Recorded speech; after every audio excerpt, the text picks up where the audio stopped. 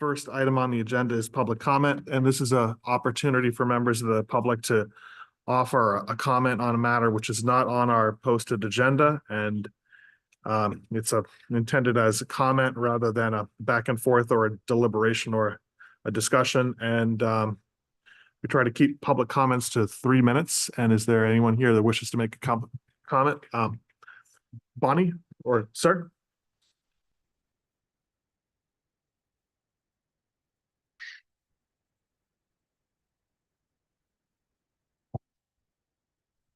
Now, if this is, do you know if this is about the dispatch issue? Because if so, I think we're probably going to take it under the warrant.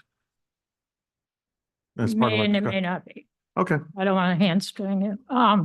First of all, thank you for public comment. The reason I'm speaking before the budget is I'm asking for direction, which I'm sure you're going to be giving later, as far as the warrant article that's in the budget. I want to remind some of you, all of you, have been involved in the public safety building, the development of that building. It was dedicated in 2019. The bond will not be paid off until 2047. We owe $19 million on that building. My name is also on the plaque as well. What concerns me is that we built a dispatch center capable of holding, accommodating the needs of this town with 2 dispatches in it. So I'm looking forward as to what we're going to do with that space. There's an immediate need here. Your former member, Mrs. Malinowski, who did a lot of work, said that the night that she left. So I'm hoping you're addressing that in that budget. Thank you. Thank you. Okay, and sir? Thank you. My name is Robert Warden. I'm a resident of 27 Atwood Street, and I'm here with some other folks from the neighborhood, some abutters. Okay, thanks.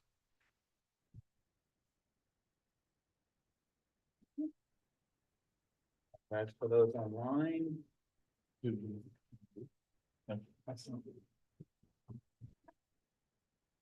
Really appreciate everyone's time and willingness to hear us. I'm choosing to speak on behalf of the community in lieu of everyone speaking here in turn. This is related to Article 46. We are writing to express deep concerns in opposition to the inclusion of Article 49, transfer of the Atwood property to the Affordable Housing Trust, currently on the draft of the town warrant, as well as to the initiatives underway to develop the Atwood parcel. I'm going to pause there. I do recognize that there's been some late breaking news and the circumstances have changed, but I'm going to continue to share the perspective of many. Many of this board campaigned and were elected on platforms of increasing the transparency of town governance, improving the south areas of town, and taking steps to improve the lives of our seniors. Much to our dismay, we found that certain actions by the board run entirely counter to these stated goals. As residents of the Atwood Street area and/or abutters to the old water tower property, most of us only became aware of the meetings and efforts to develop this property through neighborhood networking. To date, we still have not been officially notified by either the Affordable Housing Trust or the Select Board. As policy and good faith effort would dictate, we expected that the Select Board would notify abutters that this property was being considered for affordable housing development long before a warden article was drafted for the town meeting. This was especially critical after the Select Board had learned of the possibility that the site could be contaminated with lead. Again, we've recently learned that it is. Both SHOPC and the Affordable Housing Trust have had meetings where they've discussed outreach to developers and various ideas for how the property could be used, including single-family homes, multi-unit structures, and an MBTA super lot. And they've even approached residents with offers to purchase their property, all without notice to the abutters. At face value, the transfer of this town property to the Affordable Housing Trust requires action in good faith and honoring promises to prevent disruption to the neighborhood and depreciation of its aesthetic and property value. This action, this transfer, removes the ability of any and all town oversight of the future development of this parcel. Unfortunately, it seems that every effort has been taken to avoid transparency and prevent input and advice from this neighborhood, as evidenced by the recurrent closed-door executive sessions, often without subsequent publication of minutes, lack of any notice to abutters, and a lack of any open messaging to seek input or to understand what effects this might have on the community. As you know, this area of town is dense. The area immediately around the Atwood property has dramatically changed over the last 15 years with a large influx of younger homeowners starting families and raising children, as well as maintaining many of the original homeowners who now make up the elderly members of this neighborhood. Each of these roads is home to dozens of children, active with pedestrians who make great use of the open spaces, the historic South Union School and Playground, the Finn School, and the interspersed woodlands. Nearly everyone who moved here was attracted to the area by these amenities and the promise of conserved open spaces, which encapsulate the aesthetic of the properties there. Atwood is particularly dense, a narrow road with several blind areas that already cause unsafe situations with pedestrians and traffic. We hope that the board and these committees had considered the effect of any development in this area regarding these factors. Additionally, for more than 50 years, homes of some of the seniors in this area have been dependent on the field of the water tower for service access to their homes, such that development of this parcel would necessitate a forced move instead of having the long-run dignity to age in place. Any benefit to a family who sought affordable housing would likely come at the expense of another. By all accounts, the efforts to develop the parcel have been barreling forward at breakneck speed for seemingly no reason whatsoever, especially if one considers the gargantuan efforts underway to come into compliance with the MBTA Communities Act, an effort which we need not remind you will likely concentrate a very large number of affordable housing units in this very same neighborhood. The redundancy of these projects and the seeming urgency with which the Affordable Housing Trust is moving on this property is baffling. Consider also that in addition to this effort and the MBTA Communities project underway in this area, a push to develop the South Union School and a potential community center at the Finn School are also taking place. All of these projects in the same small, densely populated area of town. And any single one of them has the potential to shift the tenor and experience of life in the area. We question how we can justify all these projects simultaneously and with such urgency. And not so long ago, the Fitzgerald properties were built to the rear of this parcel. The residents of this area who remember this also remember the blasting that was necessary because nearly all the ground between Harris, Atwood, and Corderville is granite. The best current demonstrations of this are the glacial erratics and the granite cliffs at the rear of Harris Drive. These tower over the homes there. So former blasting from the Fitzgerald development actually damaged some of the surrounding homes requiring repair. So at what point do we consider the cost of developing this open land versus what minimal benefit or impact this would have on the actual problem of affordable housing in town, a problem that the MBTA Communities Project is supposed to address en masse? Of these few discussions that were made in public by the Affordable Housing Trust, some have involved the possibility of even maintaining access to the woodlands behind. Unfortunately, so many of the few open spaces in this neighborhood are suddenly a target for disruption. We implore the board to exercise reason and abandon this effort altogether, while more important efforts take place that already stand to impact this area. It's too much, too fast, and without adequate transparency or due diligence. We appreciate the time for you to hear our concerns and reconsider these issues.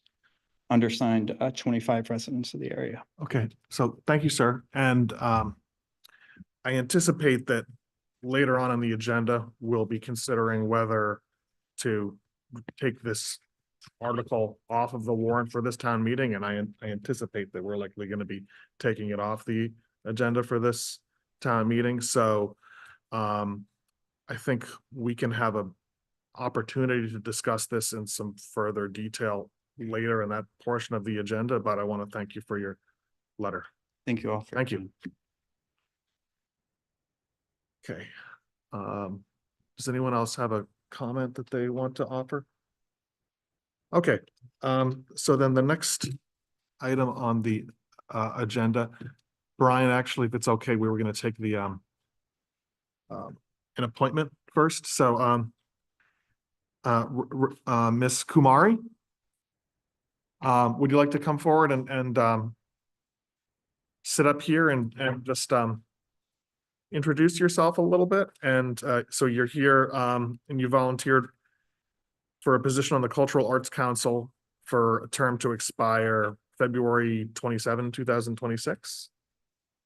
And so if you could just introduce yourself a little bit and explain your interest in serving on the Cultural Arts Council and how you found out about it um, and why you're interested in serving. Hi, my name is Rajni Kumari, and I would like to contribute my artwork in this society. And I'm new here. I'm not well prepared. So I'm so thankful for invitation and having all of you here. So definitely next time I'll be prepared and I will contribute my artwork for Southwest Society Art and Culture. Thank you. Okay, and so, and you've spoken to Jen Hansen regarding your interests, is that correct? Melissa, Melanie, I think Melanie. I sent just a request Yeah, for that. yeah, Melanie, it's good. Okay. That's the, Actually, I didn't have application. any details discussion. So I just sent only filled form and I just sent and I got this invitation. I had no idea about all this. I'm Okay. so sorry. All right, okay, that's okay. Okay, because I just have a note in our packet, the email from Jen Hansen saying that you met at the grant reception for, this is, yes. Yeah. I saw that note too. Jen seems to be Okay. very enthusiastic for this appointment, which is great. Yeah. All right. Anyone have any questions? I had a comment. I actually attended also the Southborough Cultural Arts Council grant ceremony. That was a great one at the library recently. And I saw Ms. Kumari's work, which is very nice. Thank you in so the much. library. Thank you. And I think she'd be a great addition to the committee. So I certainly support Yeah, this that appointment. was first time I was there and I attend that reception. I didn't have any idea what kind of that, but I got to know all about that. It was a great event and again, I hope next time I will present better. that's okay. We're delighted to have you apply for this. Thank you. Thank you. So Ms. Kumari, you are an artist yourself, it sounds like. You are an artist. Yeah, What type of painting do you do? I do watercolor pencil artwork and acrylic, all kind of on fabric and on paper, all kind of. That's great. So I think you will do great on this because of what you do. So that's great. And she is a good follow-on to the former member who we lost, our former fire chief, who is a watercolor artist as well. So good to keep that position filled here. So thank you. Thank you. Okay, Marguerite, Al, any questions? He's on mute. No questions. Okay, I move that we appoint Rajari Kumari to the Cultural Arts Council for a term to expire February 27, 2026. Second, All those in favor? Oh, we have to do do a roll call. roll call vote, yeah. Yep. So Hamilton, Aye. Dennington, aye. Stivers, aye. Okay, Thank you. thank you very much. Congratulations. Yes, and so you get an appointment letter by email and then you go to the town clerk and be sworn in, and then you're off and running. Thank you very much for your interest. How do you spell your first name? Is it R or I? Okay. Right. Great. So and next we're gonna take Brian and Carla for the for our Q2 financial review. And do you have the PowerPoint? So Vanessa's gonna bring up the slide deck that you have. 100 PowerPoint slides. Can't wait.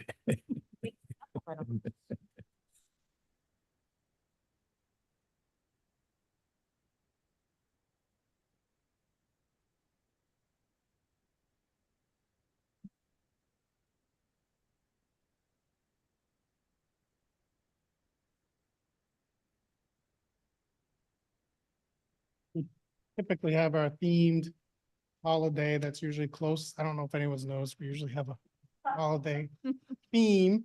I think one time it was Thanksgiving. We need the luck of the shamrock for this. Is that what you're saying? Tell us that, that's how. It's not that far away. Libby's yard. Ryan was in charge of the artwork. Yes, I like a little, little fun. And she's got the green. Keep, ones. keep your day job. So this is the ending 2023 with some information on revenues and expenses. We've done this before. We've changed sort of the format of it a little bit. We've kind of pared it down to make it more bullet point type things. And we have retained the routine of meeting with Ms. Cook and Mr. Pfaff to meet and go over issues. And sometimes there's little granular things in those meetings that sometimes we could talk about and just eliminate, but so we'll just quickly go through these and then if there's any questions. We still do provide the detail before the meeting. So if there's any questions on that massive amount of data you get for that, you're welcome to let us know. We'll get an answer for you. So the revenues, real quickly, they're starting to be a little more, known as we get through the second quarter. We always say the first quarter is pretty much not really a good indicator of much, but Q2 starts at least to get a little more not useful. So just a couple of quick things. I won't read it verbatim, but motor vehicle excise is down mostly because of timing, because any one year we can have billing timing differences. Sometimes it works for us and sometimes it works against us. So that's down about 280,000 this to date. However, the new excise is in now for the new year, which is the major one. I'm sure you've all got your bills. And that's up a few $100,000. So it's interesting that was a pretty good increase from last year. So we'll keep watching that. The pilot funds, just a timing difference. That's all it is. Building fees, we had some large permits these last few years and this year, finally, we don't have the large ones like we had last year. So that's down a little bit. Dump sticker revenue, we all know we increased the stickers a little bit. So that's up. Investment income, I think that's self-explanatory. We all know from our own accounts that, banks are. We'll spend a little time on that. So, to add a little color to what you're saying, we've got about $20 million that sits in the bank on any one day. There's a big difference between, 50 basis points and 4%, right? I mean, it's huge. So this is a run rate of almost $600,000 a year for increased revenue just because interest rates went up for us. That's correct. Just bear in mind that, on any given day, we can have, that's actually chopped off a little bit because the water fund actually is mixed in with our investments. So they get a piece of that and certain other funds get a piece of it too. So it sometimes can be a little lower than you think, but that is true. All you said is true, the amounts. All the other revenues, with the exception of water revenue, which I think we're well aware that that's been swinging back and forth quite a bit the last few years, are pretty stable, reasonable. I know the board will be hearing from the director of Public Works probably next Monday, at least preliminary about the bills and some data that Carla and him have been talking about. So I think there's more to come on that. So that's pretty much the overview of the revenues. I can keep going for the reserve fund transfers. You can take over. It's up to you. Well, I can take them. Yeah. We'll be using some reserve fund this year. We will, we will. We can say that. We have so far had one transfer of 87,970. It was for the mold mitigation at Finn. We're eyeing some other potential transfers for a few small departments. Fire looks like, depending on how some of the moving parts shake out, we could have a considerable transfer that is needed in that department. That's really the biggest one. We had a matching grant. The great news was we were able to participate in a grant, but there was a matching provision of $30,000 that we had not provided for. We didn't know when we set the budget last year.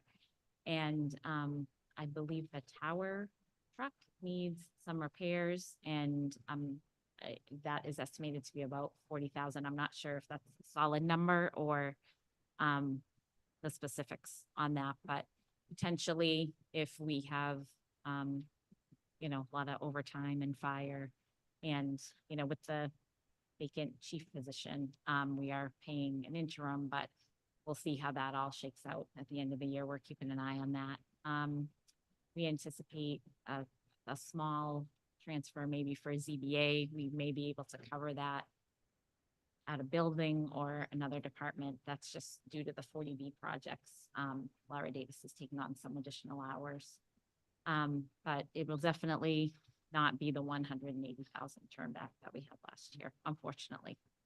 That was a nice thing, but Do we think the Fen mold remediation project is done now with that transfer?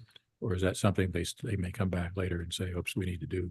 more I of that? believe it's complete I believe so. from what the information that Okay. we know. Okay. Yeah.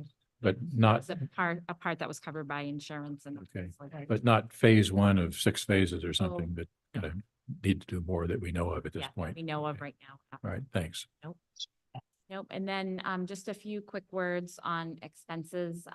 You know, we're monitoring the small departments, but the big departments right now is where our exposure would be pretty much. IT is looking great. There are some overages within the lines, but Jay's looking within the budget to cover that. Same thing with operations. I talked to John Parent and he said, you know, we're looking good. So, I mean, this warm winter has been kind to us.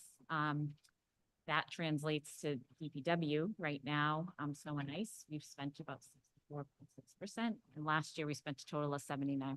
So we're hoping that we don't get hit too hard there. Doesn't look like in the near future. And again, police and fire, we're monitoring just to see. OT is a real big fluctuation in both of those. But again, we'll keep an eye on it. And the only line so far that's over the 15,000 threshold, that's the selectmen policy, is the fire replacement equipment, which is due to that matching grant that we needed to come up with. So people are staying within their budget. And of course, if I see anything coming down the pike, I will let the board know and advise. Keep everybody informed.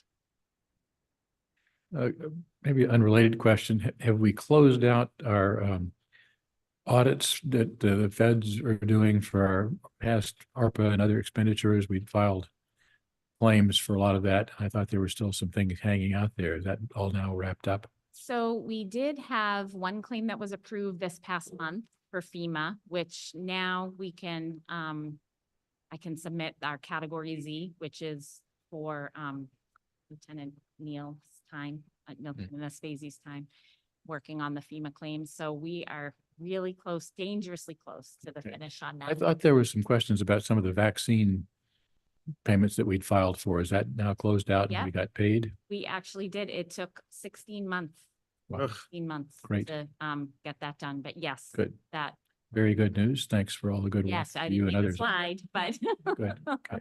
but yes, that was good news. So we still have a residual claim to put in category Z, which they should cover at a full 100%. I just need to get beyond town meeting. and then I'll Good. do that. What happens after category Z? Double A or something? What that, How yeah, fancy. yeah, that's just the time it took to get all that Yep. paperwork together. So Good, thank you. Okay, Final thoughts. This is just, we threw up there some big, larger picture thoughts. So we all know the FY 25 budget. Very familiar that that's being still talked about a little bit. Town meetings creeping up on us. The DOR, again, the board was aware that they were engaged in a financial and policy review. So they have been sort of emailing people out there, depending where they are in that process. So they've been reaching out to like me, Jason Malinowski, certain, you may get emails at some point. But that is probably made to These are follow-up emails after they left? follow-up emails. Okay, yes. all right. Yeah. They're probably going through certain areas and they, need some more information or want to clarify something, but so they've been active so that we know they're working and that should be the May, June timeframe. We'll set up something with them and go through that. I know the annual audit and OPEB audits, everyone thought that was great last year, and we're gonna do that again. We got held up because of the OPEB audit, with some data in that, and that holds up the annual audit because the annual audit needs the statements from the OPEB audit. So it holds up both of them. So, that's all off to them now to finalize. So they should be doing that in the next month. So that's coming, probably right after town meeting. We can focus on that kind of stuff. And then there's the large projects ongoing that we'll be talking about in the future. Obviously, the Neary School project, which has some meetings coming up, some public meetings, library and community center. So, just big picture things to keep, to keep the board updated, but, it's all about the budget right now.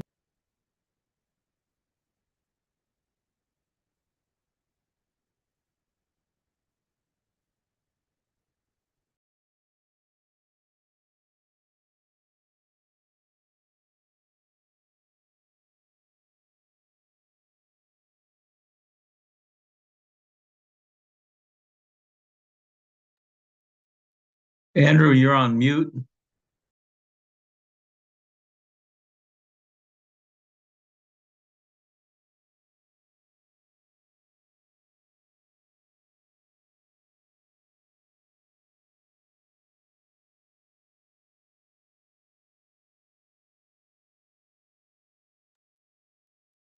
Andrew, you're on mute.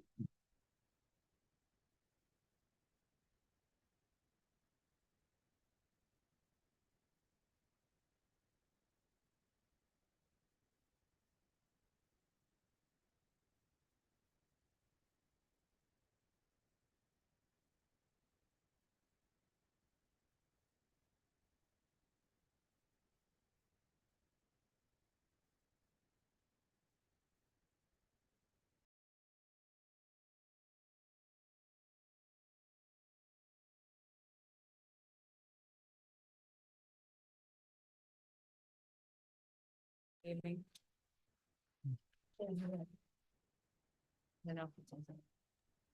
So Hassan, is it us or is it him?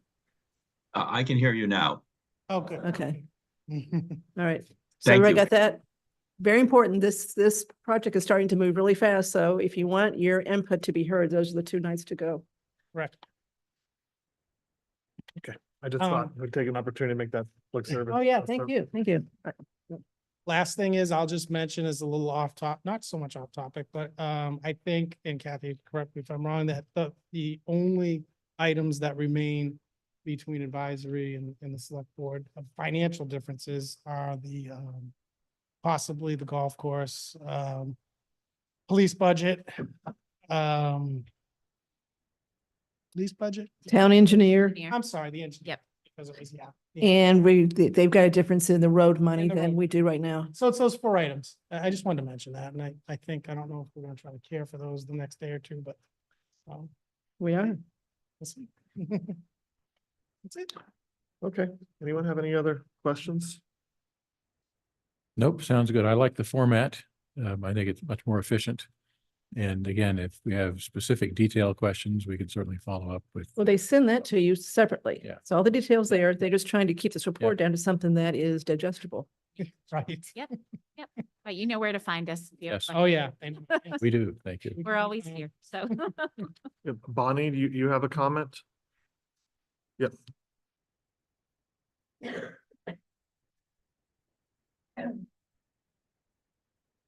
On the cemetery revenue, that's not the cemetery trust fund. No, No. no. What's the value in that? Do you have it? In the cemetery trust fund, Just a idea. perpetual care, or, Yes. it's a good amount. I know. That's what they pull out every year, buying just to support operations. Right. I was just curious what that amount was and how it was applied. That's all right. Don't have it.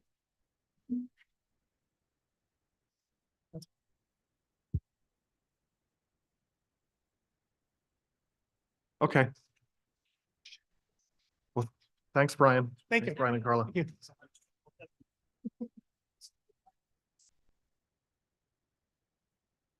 Okay, so the next item that I'd like to turn to is Trails Committee request to expend ARPA funds for the Peninsula Trail Project, and just in terms of timing, is Jay here? Okay, so, our town council, Jay Tallerman, is here to help us work through the, discussion of the right of first refusal for the Northborough Road parcels.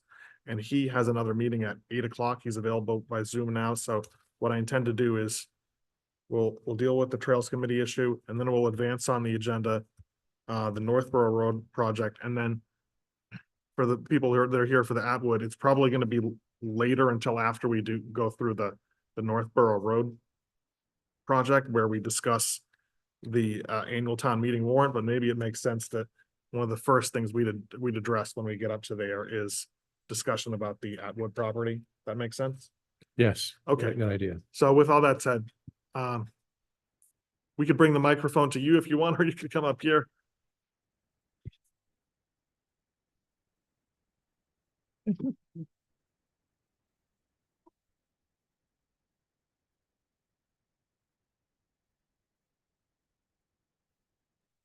You're getting very good with the crutches. Very experienced.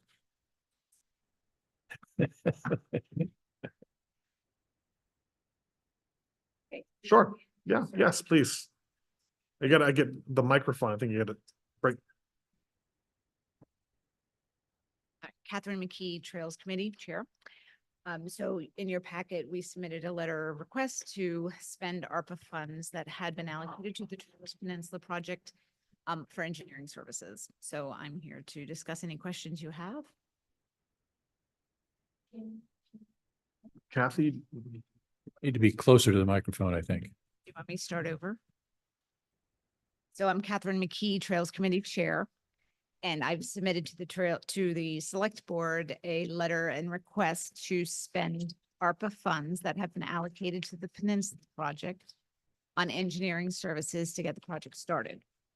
So that's why we're here today, to answer any Yep. clarifying questions. yeah, so, and just to kind of frame this, so we've got a, ARPA allocation for this project, I want to say 44. 144,000, and we reiterated our support for that at the last meeting. And then, so this is, you have a proposal from Beals and Thomas for this engineering work that's 64,000, 62,000. And then there is an additional item for engineering services of 14,000, right? Okay, Correct. so 76,000, right? Yeah. And then Kathy, do you want to take it from there? So then add to that, that they are expecting about 10% of the cost going to expenses that are reimbursable. So that's another 6,000, right? So now we're up to 82. So I would recommend that to give Kat some leeway here to approve 90 out of the 144 tonight, so she can get going with this. And then the part of the reason to do that is because funds need to be committed by the end of the year. And then there's a timing issue. We want to get this started so that the rest of the, if town meeting approves the CPC funds for the balance of this project, that can go even more quickly. Correct. All right. Yeah, because we don't want her to have to wait for another meeting to approve $2,000 so she can keep going with this. So it seems like 90 should give her the leeway she needs to get it done. Which is it's still within the 144,000. Yeah, she's so Thank you. Yep. One question on page 18, I think it is. No, 18's the wait, 18's the, 18, 018, right up the corner.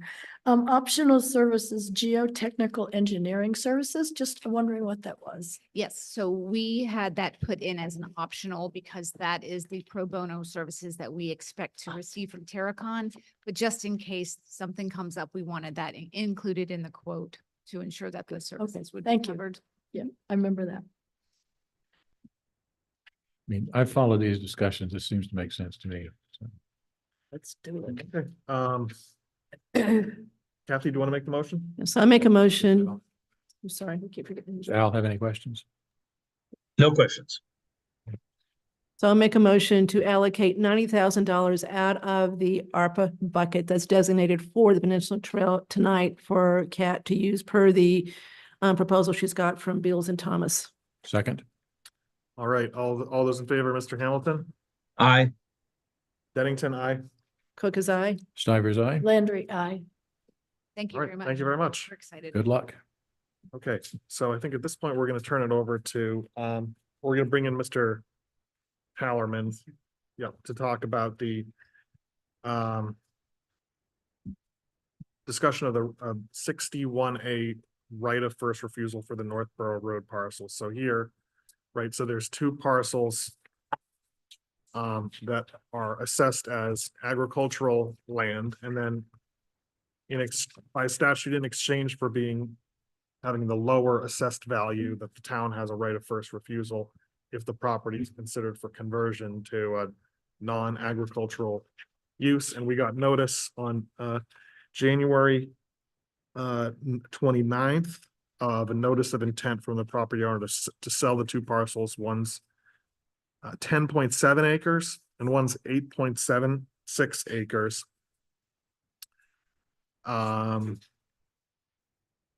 And I know that we also received a letter from the planning board, met to discuss this last night, and their view is that we should send back a notice stating that the notice that we received is not compliant with the statute, and requesting a reissued notice that has a per parcel price. So then, Jay, I was just going to kind of turn it over to you to just take it from there and present the issues as you see them. Sure. So to round out kind of your description of this, Andrew, when you get a notice like this, the statute says you have 120 days to decide whether or not you want to exercise your option.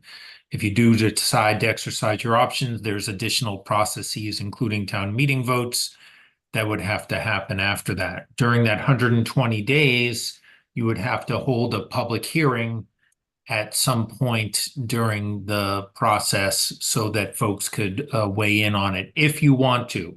It is not required. The select board could choose to either do nothing and let the 120-day clock expire if the select board has no interest in these parcels, or if the select board didn't have an interest in purchasing these parcels, they could formally waive by a letter to the folks who did the notice stating that you waive your rights with respect to that. Now, this one's a little peculiar, and it fits with kind of along a razor's edge, so to speak, on where the old version of the statute and the new version of the statute. Years ago, they amended the statute in a way so that towns would be able to ascertain what they would have to pay for any particular 61A property. And they did this because you are required to pay the exact price in a purchase and sale agreement. Now, there are some old cases that say when a property owner bundles two properties together, that purchase and sale agreement could either be considered bona fide, which means that you can move forward with it as is, and that was in the instance of two contiguous parcels, or for parcels that are less connected and less dependent on each other, a board can consider it not bona fide. Now, the changes to the statute, since those cases err on the side of being able to consider an offer not bona fide, but there is somewhat of a lack of case law on that subject. Here, there are two parcels. They are separated by a roadway, so they are not contiguous. They are each individually assessed as Chapter 61A property. So in that, the purchase and sale agreement, or the option here, only has an option to buy all of the properties. There is a defensible argument, in our opinion, that the board could say, hey, we don't think that we can operate under this purchase and sale agreement because, in fact, we may want to exercise an option over just one of the properties. And you are required, if you do decide to find that the offer is not bona fide for that reason, you would be required to send a notice to the property owner within 30 days. And I've gone to lengths of drafting a sample notice for that purpose. However, I would state that if the town has no interest in either buying just one of these or or has no interest in buying either of them, i.e. it would be zero or both of them, then it probably doesn't make much sense to say that it's not a bona fide offer and then to just move forward on whether or not to exercise your option or even consider an option. But I leave that to the board's discretion. If you want to send a notice saying it's not bona fide, you would send that notice and there's a certain number of people that have to get it. And I could work with Vanessa and Mark on that, on who gets that notice. Or you could just proceed to work within the 120-day clock and decide whether or not you're interested in purchasing this property or not, or you can make that kind of decision tonight even. I will note that the price here per acre, and it's undeveloped with no infrastructure, acreage is quite high.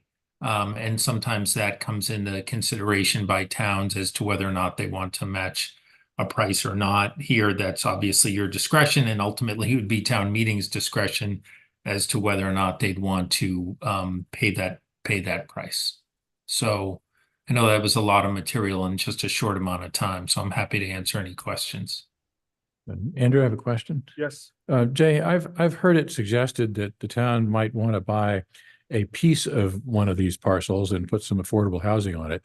The way I read this, that's really not an option for us. We either got to buy the whole thing, or maybe, as you're suggesting, either of the two parcels as a whole, as opposed to saying we like 2 acres of this particular parcel. That's right. That's right. You couldn't divvy up the parcels. It is possible for a property owner to come and only seek to sell a portion of 61A property, in which case you'd have the option to buy that singular or that smaller piece.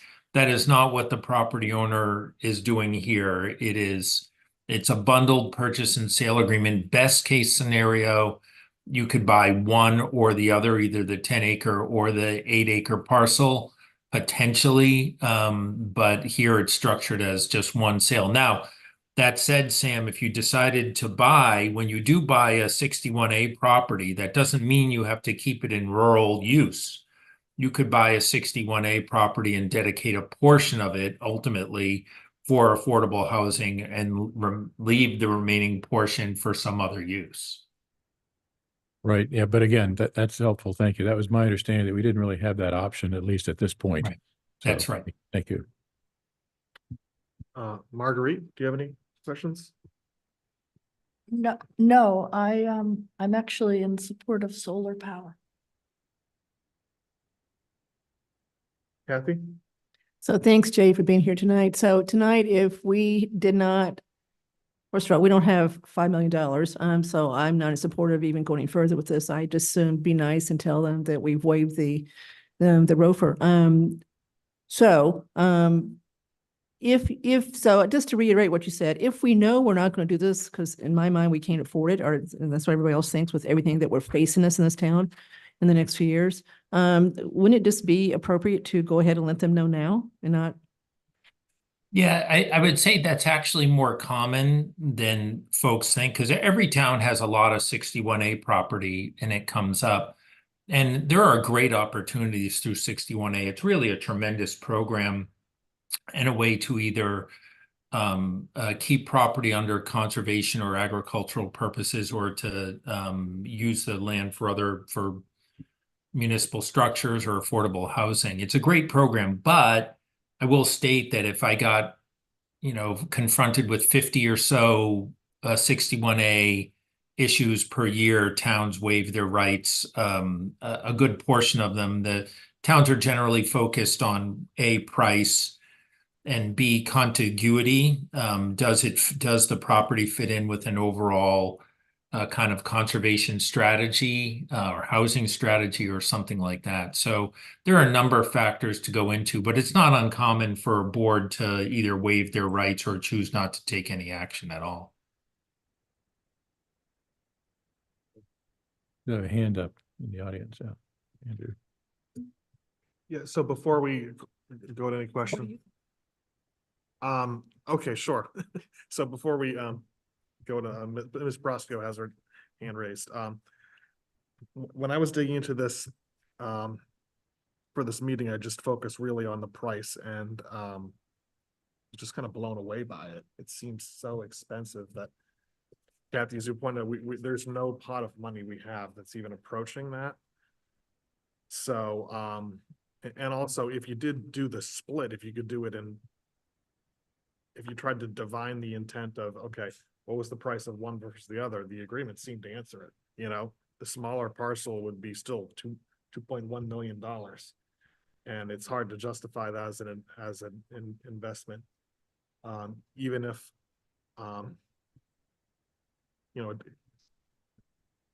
did have some interest in it as affordable housing, but just the price seems kind of a non-starter. But we have no current plans.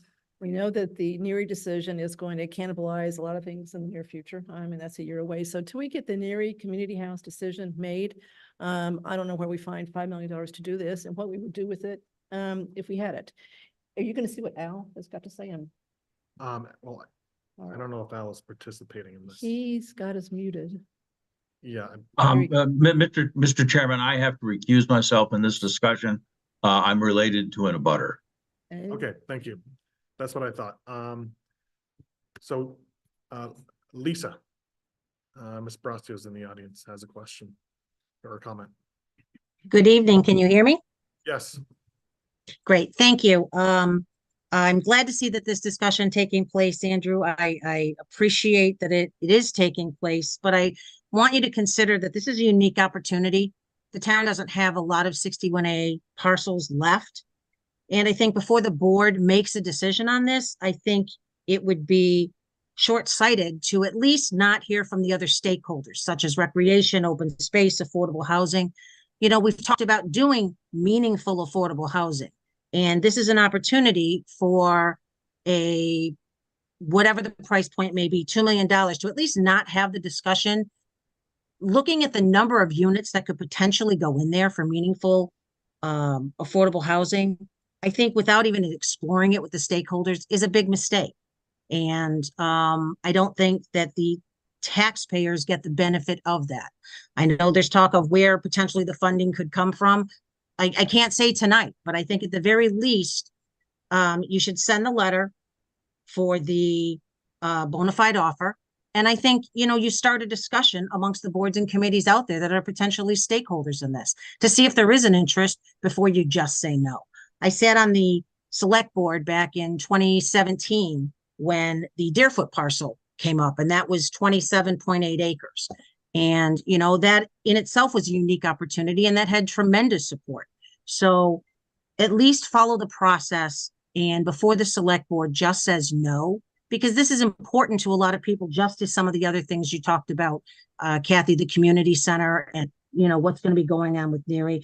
This is something that Mr. Hamilton has taken a strong stance on, that, you know, we have to do more for affordable housing, but we haven't had an opportunity present itself in a long time to be able to get a parcel that you truly could do something potentially meaningful on. So I would just implore you to send the letter, take a step back, hear from the stakeholders, and then make a decision, and just make sure that your due diligence is done. Thank you. So then, just to follow what you're saying, Lisa, is that you'd still have the 120 days from the notice to then. So if Jay, Please. correct me if, sorry, Andrew, correct me if I'm wrong, Jay, if they send out the letter that it's not a bona fide offer, does that not stop the clock?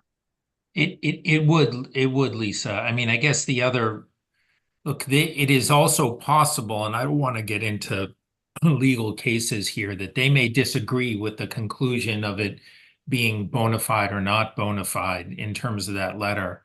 I think the third option there would be for the board to not take any action tonight and just schedule a public hearing on it. I think that's a great idea. And, you know, that way we're not getting involved in a dispute with the property owners. We're not slowing it down or speeding it up. We're just going to have a public hearing. And I know we have town meeting coming up, but that public hearing could be any time within the 120 days.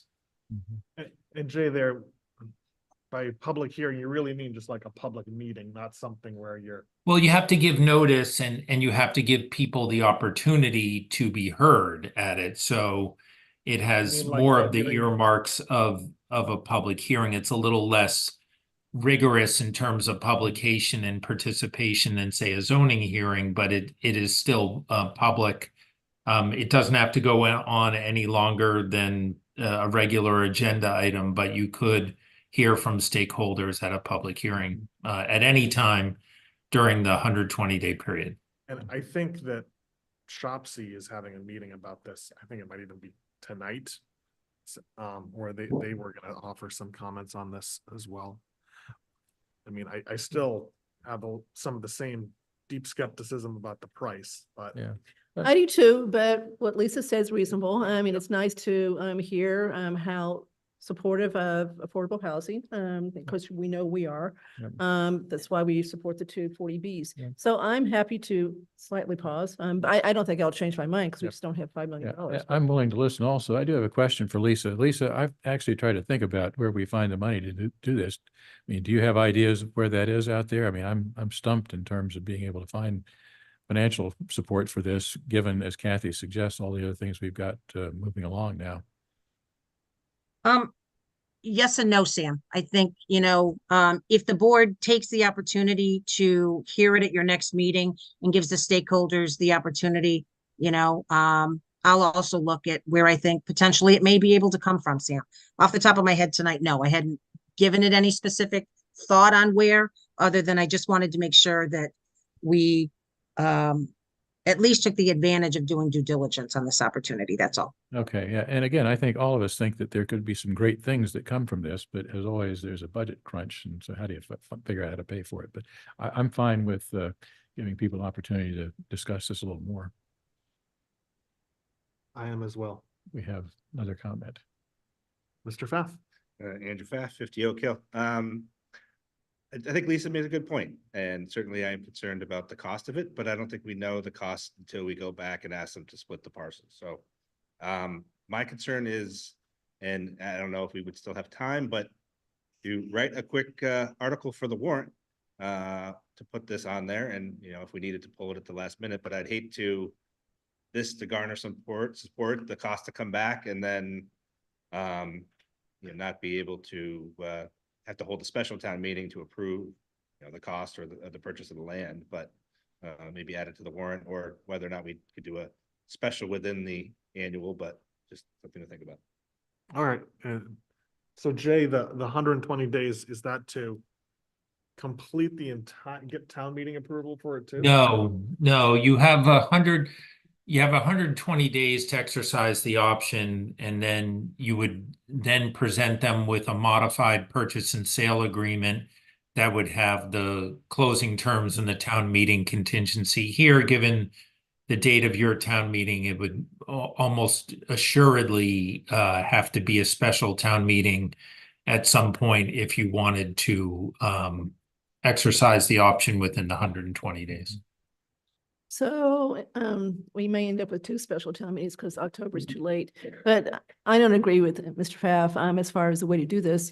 I don't think you can go to town meeting with an article without any explanation as to what you would do with the land. Just say, oh, trust us on this and let's buy 20 acres of land at $5 million. I think you would get quite a bit of pushback. You need 2/3 of a vote for that too.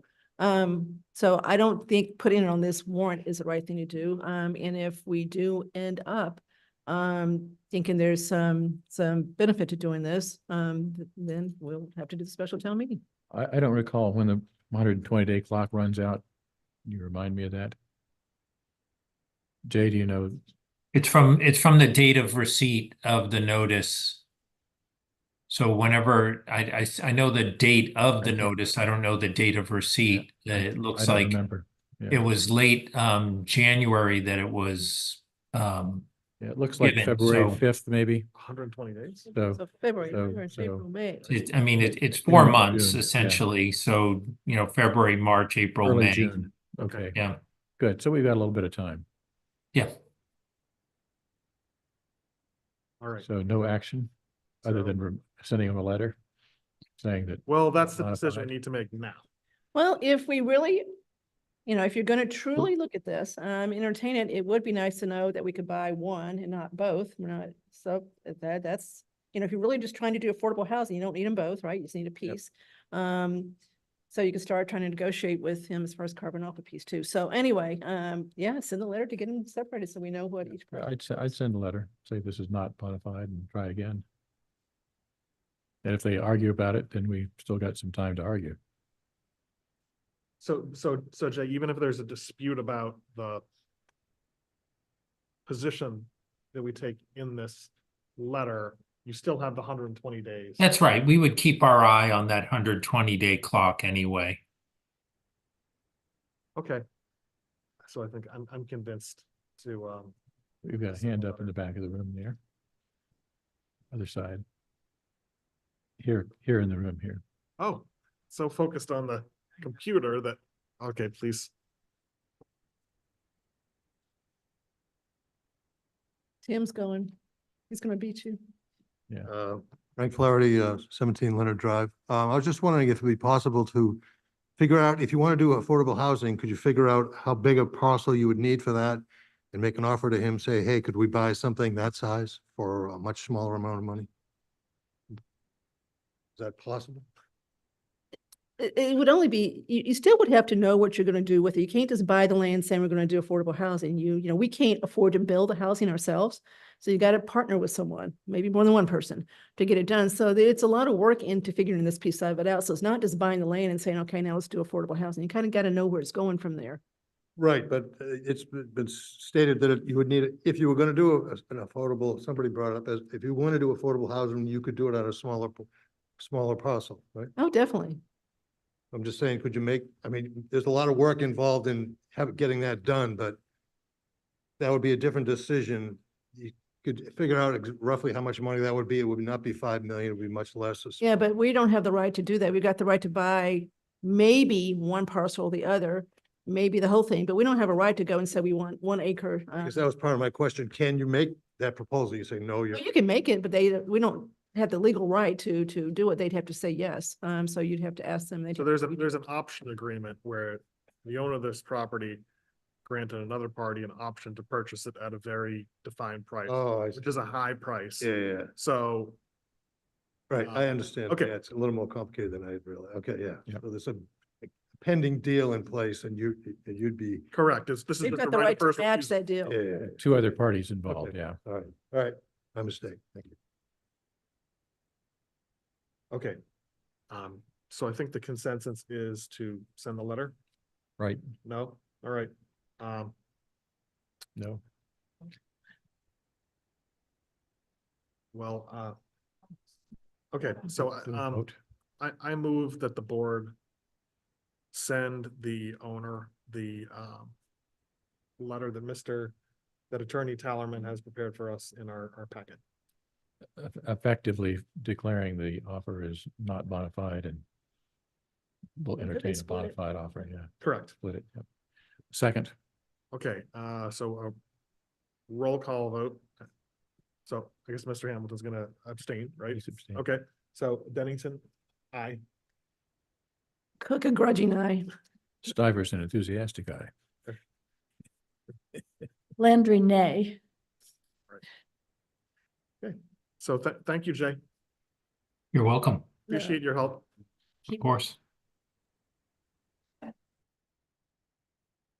Okay, all right. So the next item on the agenda on the chairman's report, I will just, one brief item, Sam and I attended last night, the, public hearing of the MBTA Communities Act before the planning board. And, it was more of a session that really finalized the language of the warrant article. There was a brief discussion about the actual mapping of the zones. There were two developers who expressed disagreement with the location of the zones because they thought that other more developable parcels should be included in the MBTA Communities Act, but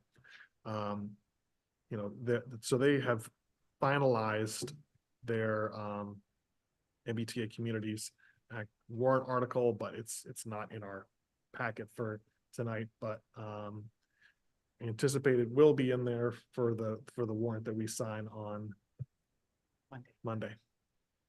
So that's all I have to say about that. Anyone have anything under a members report? Okay. Vanessa? Just an update that the fire chief recruitment process is moving along. We are due to schedule, we'll be meeting with some applicants rather early next week. So we're trying to keep that on track. And just another reminder that early voting is taking place downstairs for the primary, and that continues tomorrow, Thursday, and Friday from 8 a.m. to 5 p.m. Okay, so then I guess the next item we can take up is the warrant. And then just out of respect for the time of the people that are here in the Atwood Street neighborhood, I think we should just discuss. If I can get the number of it right.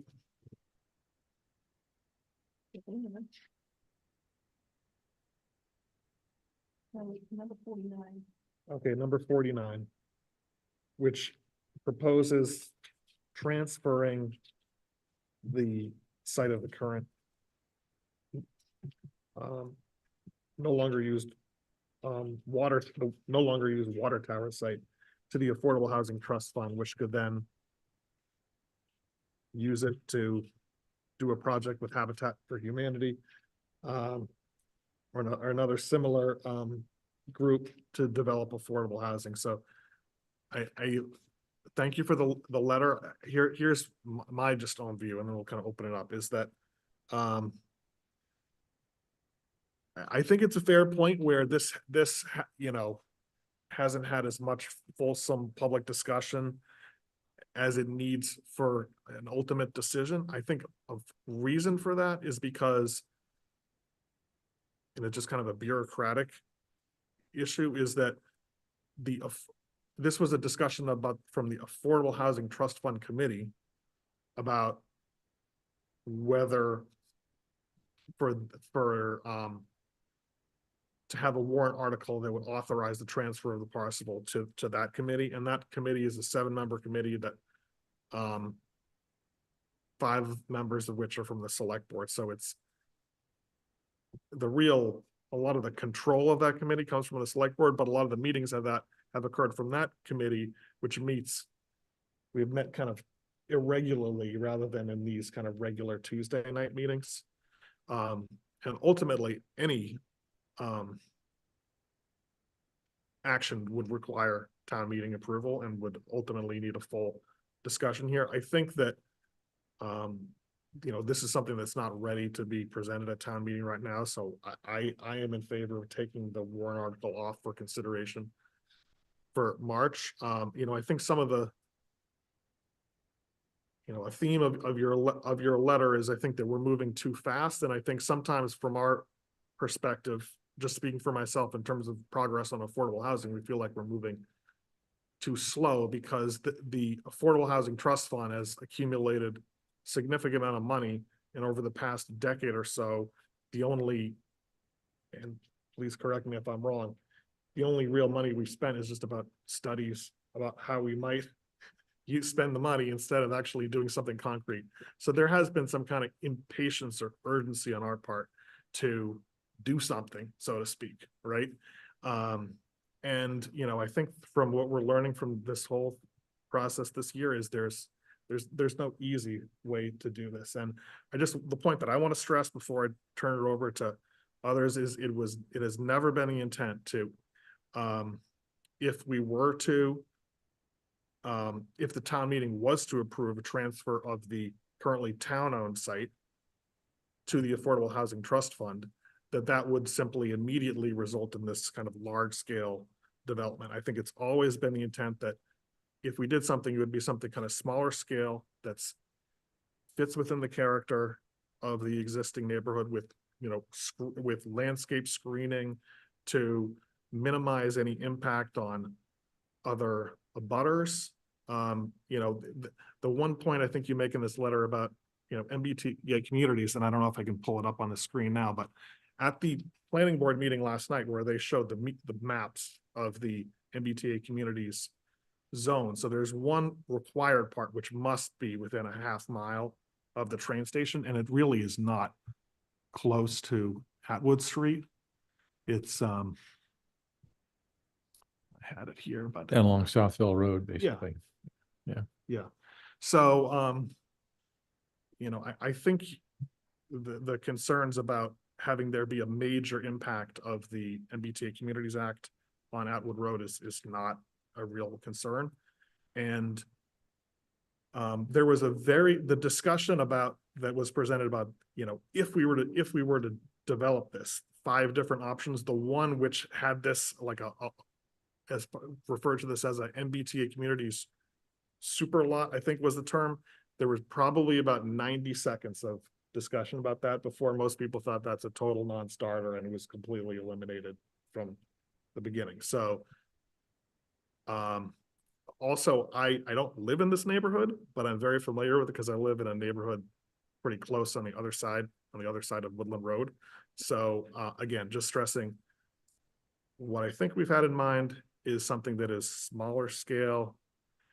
I think you make a good point that, well, what impact are you going to make on the affordable housing, you know, crisis by building two houses, 3 houses? You know, probably a very marginal impact, but the collective effect of doing nothing in the current situation where we have not spent this money, town meeting appropriates this money to the community housing bucket of CPC funds, and then it just sits there and we don't use it.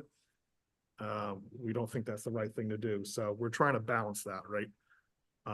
And so for that reason, you know, the asking your letter where we should abandon this effort altogether. I don't think we should abandon the effort altogether. I think it's clearly not ready to be presented at town meeting in March, but I do think it certainly warrants, you know, now we have your letter, and I think we should continue to stay in touch with the neighborhood so that there's more information flowing about what options we might consider.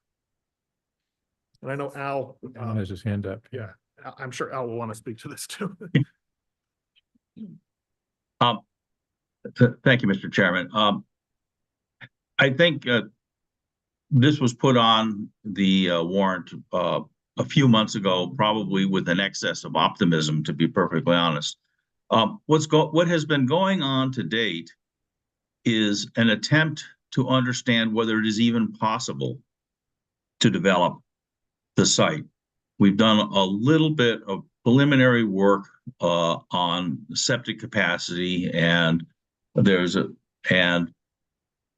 fairly early on in the process, it became clear that it was possible that there would be contamination from the old water tank site. We received a report a couple of days ago that said, yes, in fact, there is lead paint contamination, and it's going to have to be dealt with regardless of whether, you know, we do anything with that site or not. I'm meeting with Mr. Cundiff tomorrow at about 1:15 to just begin to understand what that means. We've really not engaged in a lot of community outreach because we don't yet know whether this site is even developable. And that's really what we're trying to do is A, figure out whether it is possible. And then if it is, then we would have to engage because we need a 2/3 vote at town meeting to do anything. And that's a tall order. And so we would definitely engage, and I'm in full support of withdrawing this article at this time. There was some concern expressed about 2 executive session meetings.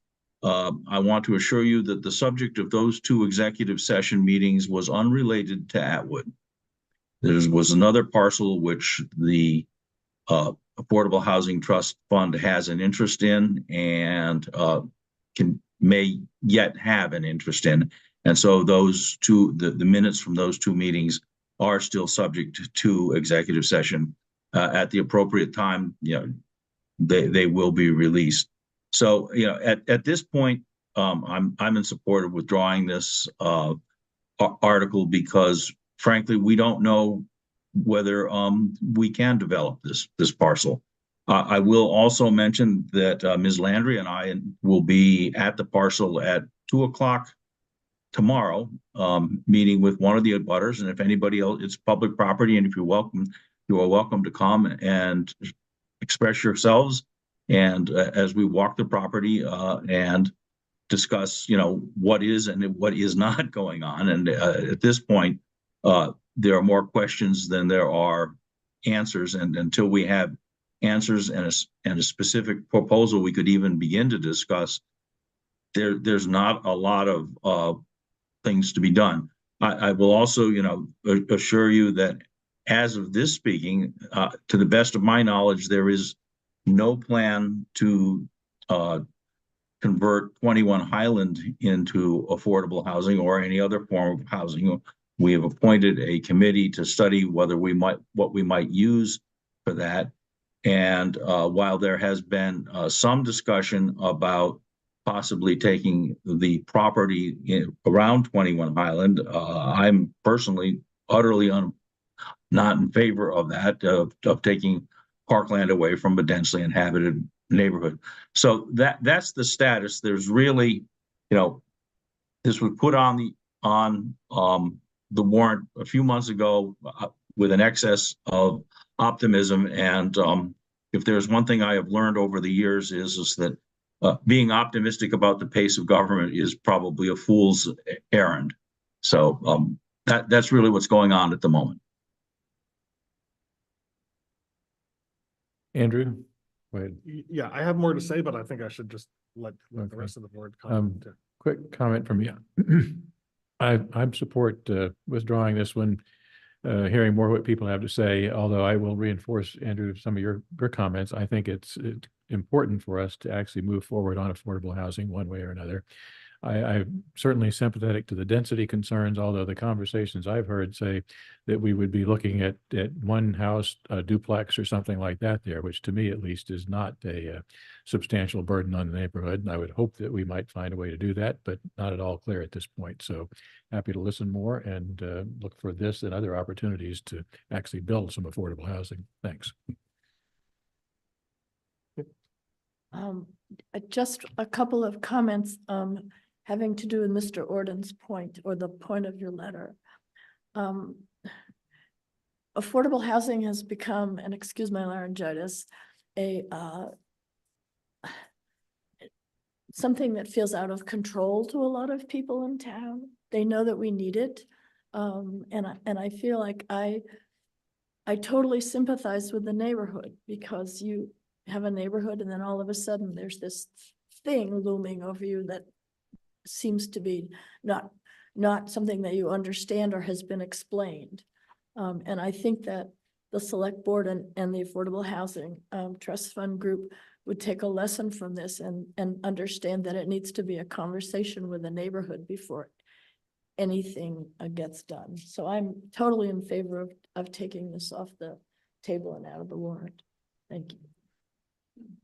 Yeah, I also think that, Mr. Hamilton does deserve a lot of credit for, he's devoted a lot of energy to this, and we've already, in terms of, we had one kind of infamous discussion and, in the last board about one particular site, which was at 5 Cordoville Road, about where we, there was a really divided view about whether to try to buy it and use Affordable Housing Trust Funds Committee, Affordable Housing Trust Fund funds to purchase that property. That's now been knocked down and is now just regular property. This other property that Mr. Hamilton was alluding to, we thought we were close on that.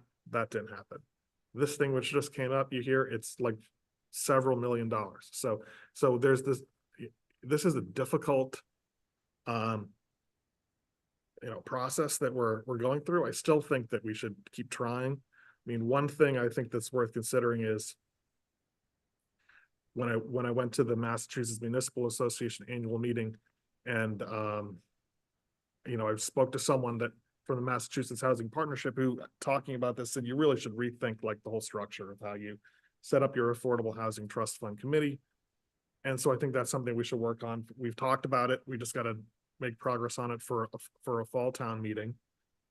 And also, this is also an opportunity, just a quick update on the South Union School, because I know there's people here that are interested in that too. So the longer story of that is it's an older building. There was a committee that worked for at least a year that studied the possibility of, if there was no longer a need for that building, could it be developed into affordable housing? One of the takeaways from that was to do that in an economical way, you probably need to develop the rest of the site. There was actually an article that was going to be presented at the town meeting about 3 years ago to do that. So a lot of people, it never made it that far for a completely unrelated reason, but I don't think the neighborhood would have supported that. If you were to try to develop the building without, it's not feasible to turn the existing building into affordable housing without developing the rest of the site. So that we seem to have no longer really pursuing that angle, but St. Matthew's Church has expressed interest in acquiring the building and would basically, I think I'm optimistic that they would be interested in preserving the, historic nature of the building, using it for a Montessori school and a basketball court. So that is still an option out there, but because we also want to consider other options than that too, we have this committee with representatives of Recreation Commission, Planning Board, open space, we still need the historic, and also there's going to be some open seats for people that live within a half mile of the school, which we haven't filled yet. So if anyone is interested in serving on that committee. So I completely understand this feeling like there's a lot going on. MBTA community, South Union School, and this Atwood thing. But they're all, in our view, really moving quite slowly. And there was going to be this possibility of a bunch of these things considered at the March town meeting, but now it looks like none of them will be. So that's pretty much an update on what's going on. So hopefully, I hope that allays some concern that the MBTA community's zoning change would have a dramatic impact on this street. Based on the maps from last night, I think they would have it's more along Southville Road and not than south of Southville Road.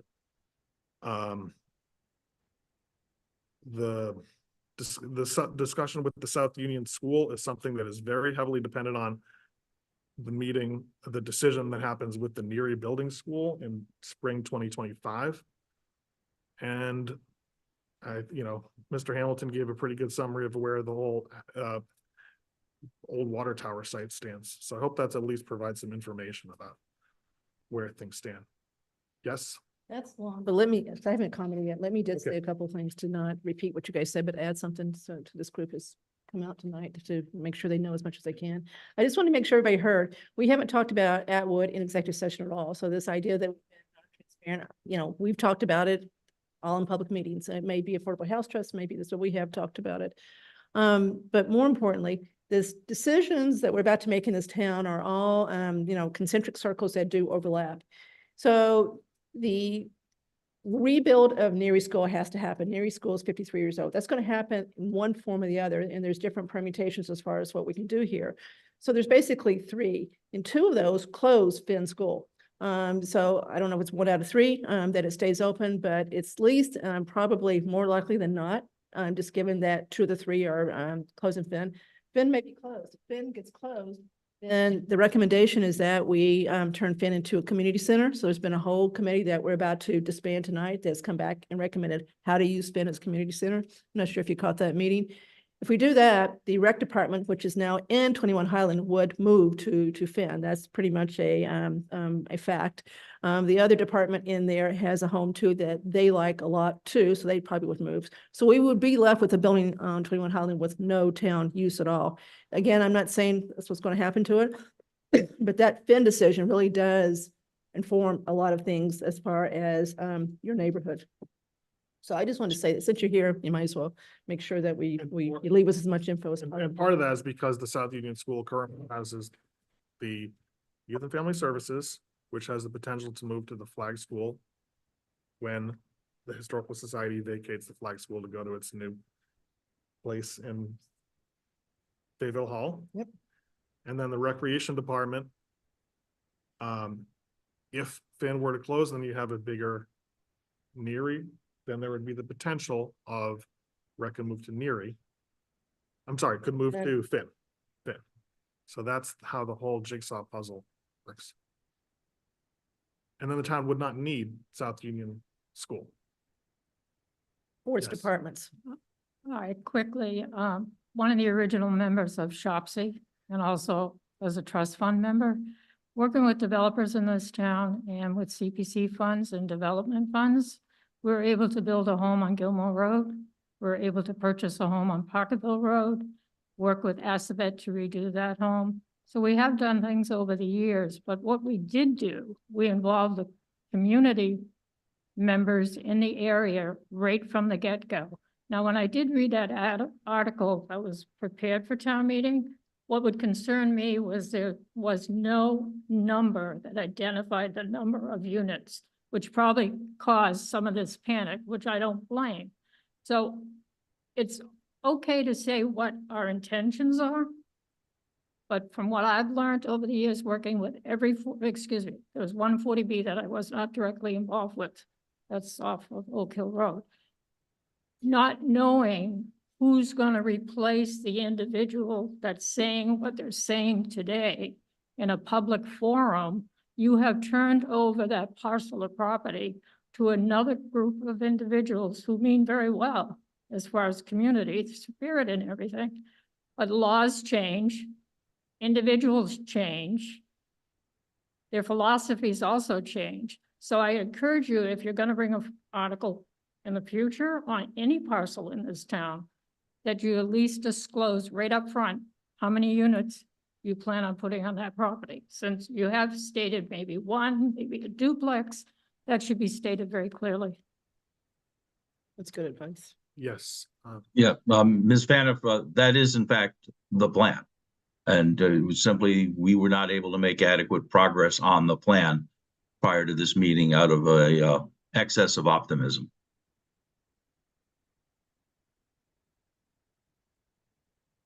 Good to see you again. Destin Heilman, 7 Harris Drive.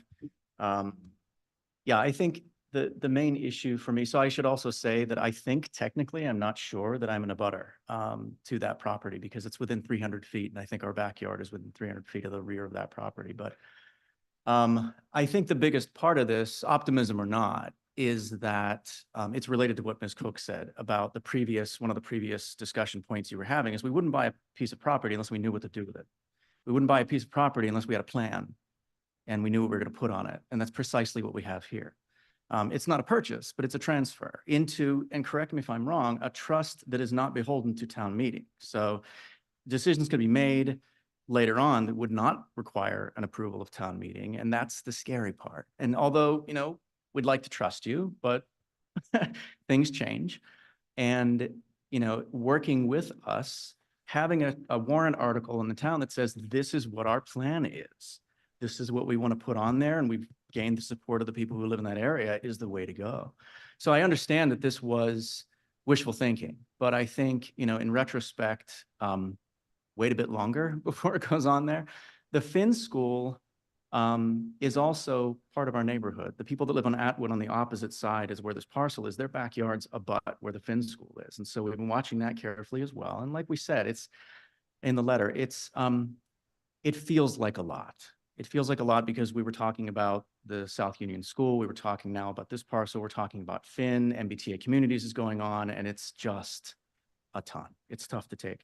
I think, Mr. Dennington, when you said that, the plan, or the thinking rather, right, was to have a couple of houses or a duplex, something like that would match the area. I don't think any of us are necessarily opposed to something like that. We just want to talk about it. But I would argue that that's different from what's been discussed in Shopsy, and that's different from what's been discussed in the affordable housing meetings where they have talked about complexes that are larger than that.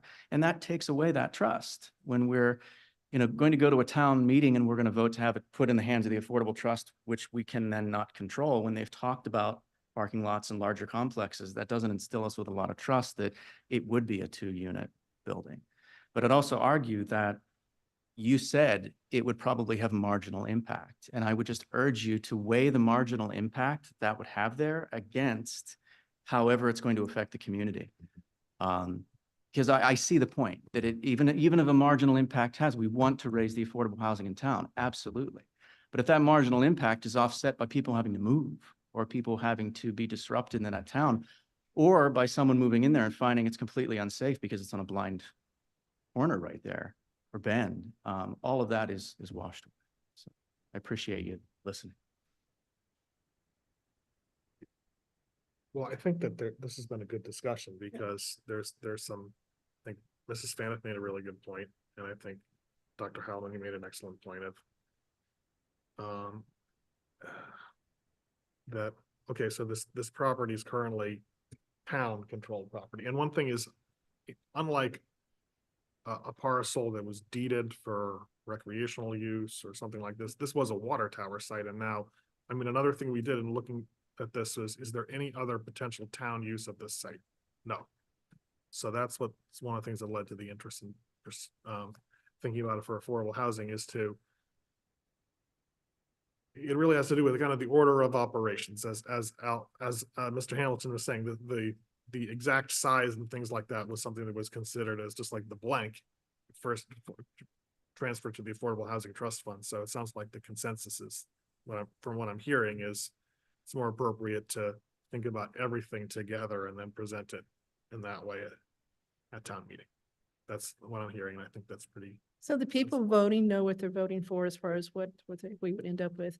But to maybe end this, to the gentleman in the back that I couldn't hear what you said your name was when you came up a minute ago.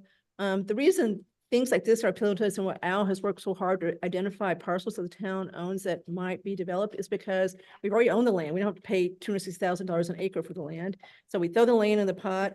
You go to a Habitat or something like that. They throw a lot of labor into the pot. We throw a little bit more money to buy materials, and we end up with a truly affordable house that costs us nowhere near what the value is. So that's what we're trying to do, is try to leverage this money to get as much as we can out of it, because we've got a town where the average price of houses right now is $900,000. And with interest rates being what they are, it really does exclude a lot of people from coming new into Southborough right now.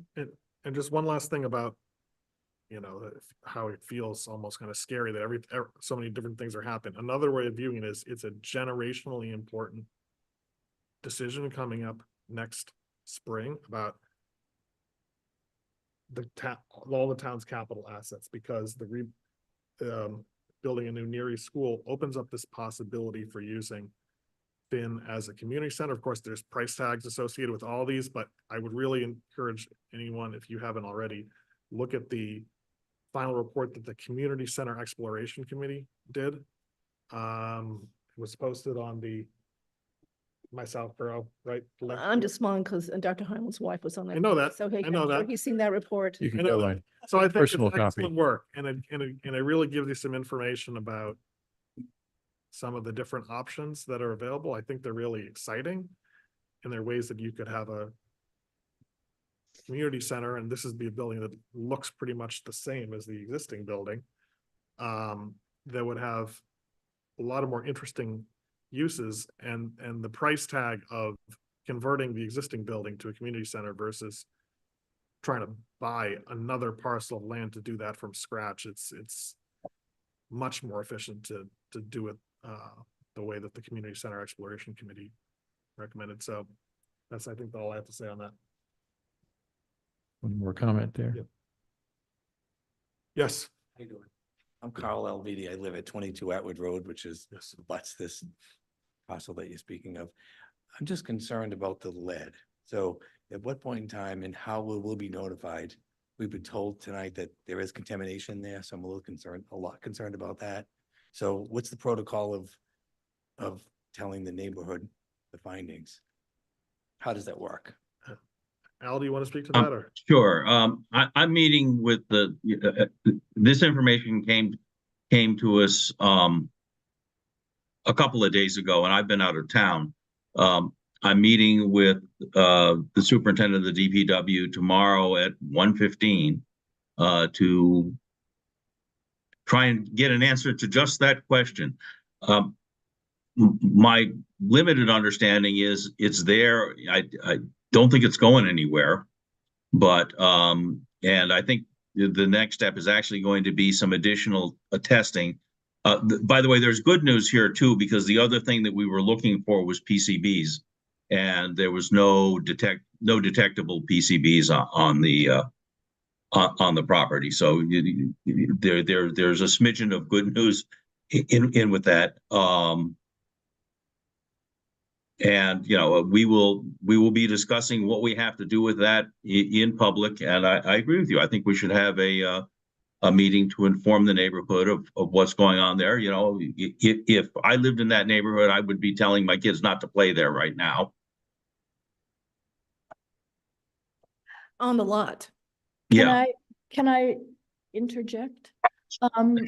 As I understood it, 2 days ago, PAR Corporation sent a report to the DPW, and it was shared with the, most of the contamination is down between 12 inches and 24 inches in the ground because the rain has moved it down over the last 30 years. All right. So it's not on the surface, it's not blowing around.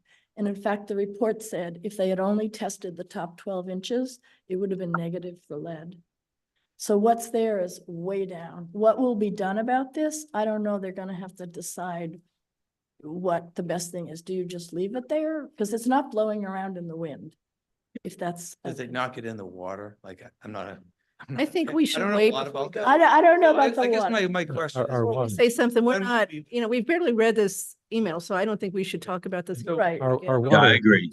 our water The- comes from the MWRA, so water source has nothing to do with this. Okay, so Water my comes from question is Quabbin when Reservoir. and how will we be notified of what went on there? This is clearly a thing that needs to be Okay. shared with the neighborhood. Yeah. Thanks. Yeah. Yeah. Carl, I'd be happy to send you a copy of the letter that we got, which is of course a public document. And if you could take it on to share it with the neighborhood. Again, we have just identified that we have a potential issue, but we don't yet know the breadth and depth of that issue and what, if anything, we need to do to mitigate that issue. So there's, as I say, we've been trying to figure out whether this lot is even qualifies as a building site, and now we've got more challenges. Thanks. Right, thanks. Yep. I think just from the perspective of the neighbors that in moving forward and questions that you could ask the DPW about this stuff and remediating it is, does it mean if it's that deep that it would have been in the water? This water tower came down 35 years ago, something like that. Dr. Harlan, our water comes from the. Oh, I understand that. So Sam. Yeah, no, I in our totally drinking understand water. that. I'm not worried about that. Yeah. I'm worried about the fact that it's the top of a hill, and 35 years ago, that lead would have gone downhill as it followed the water into the wetlands that are down by Corderville Road, which are still there. Okay. So I don't know how far it's gone. That's my biggest concern. Is it in our backyards? Has it gone down toward the wetland 30 years ago? So I'm just wondering, if we need to talk to them about testing beyond the site. So, We have Mr. Cundiff on the line, so. Good. Hi, can you hear me? yes. I don't know why I can't get my video to work here, but anyways, Bill Cundiff, DPW Superintendent. I just wanted to allay some of the concerns. We don't know the full scope of the issue at this point. The reason that the layer of lead was located below the surface elevation was because when they took the tank down, they had to do some grading to level the property in that area. To my knowledge, the material that was used for painting the tower has not leached or moved, we're doing additional testing to quantify whether that's even a possibility. Certainly, as we get more information, we'll share that and make people aware, but I don't expect it to be an issue.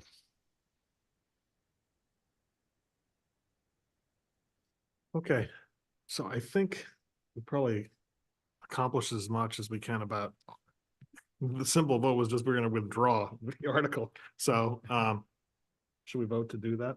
Okay. I move that the board withdraw from our draft warrant. Article 49, which is the transfer of Atwood Road property to the Southborough Affordable Housing Trust Fund. Second. Okay, we'll do this roll call vote. Mr. Hamilton, Aye. Dennington, aye. Stivers, aye. Okay. So thanks. So now the rest of the thing, we're gonna be discussing a whole bunch of other things that don't have to do with Atwood. So I don't know if you you can bring out the popcorn and watch the rest of the meeting, but or we could use this, take a quick little recess. Take a break. Okay, all right, thanks.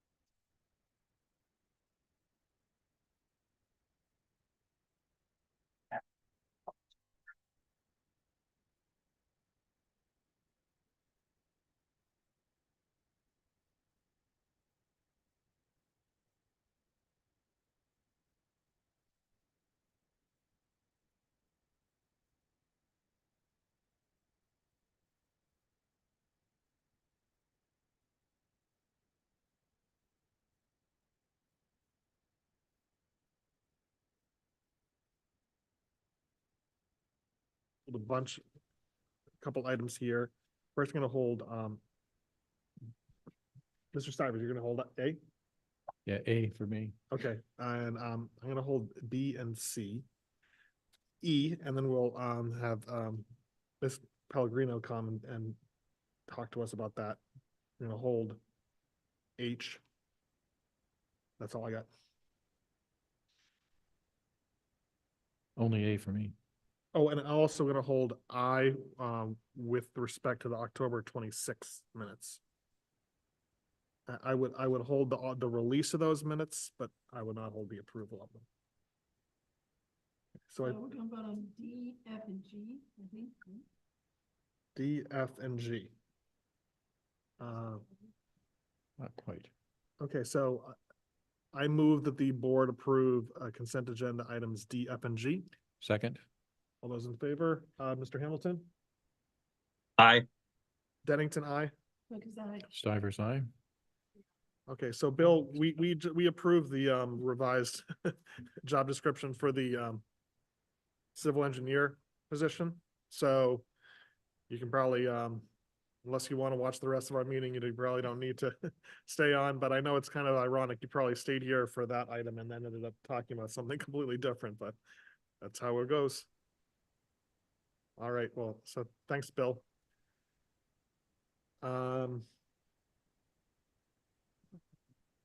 Okay, yes, Becky? Hi, good evening, everyone. Good evening. We can hear you. Okay, so included in the select board's packet is our application to the Massachusetts School Building Authority for hopefully for a project for the Trottier roof. The Trottier roof is in need of repair, and so we are going through the MSBA program so that the town would be eligible to receive partial funding through the MSBA grant for this project. And so what is required tonight is for the select board to approve this application. The Southborough School Committee did approve this at their February meeting as well. Okay. I mean, I am in favor of proceeding. So Becky, do you want us to read this paragraph and have it officially approved? Yes, please. The MSBA is very particular about the reading of the vote language that is used. Okay, so I'm going to make a motion to have the following language approved to be included in the submission to the MSBA. This is regarding Trottier School. So the select board resolves that it having convened in an open meeting on February 27th, 2024, prior to the SOI submission closing date, the select board of Southborough, in accordance with its charter, bylaws, and ordinances, has voted to authorize the superintendent to submit to the Massachusetts School Building Authority the statement of interest form dated February 2024 for the P. Brent Trottier Middle School located at 49 Parkerville Road, which describes and explains the following deficiencies and the priority categories for which an application may be submitted to the Massachusetts School Building Authority in the future for replacement of the EPDM and shingled roof systems under priority number 5. The replacement of the 90,000 square foot roof system is necessary due to its age, ruptured seams, punctured membrane, and water damage.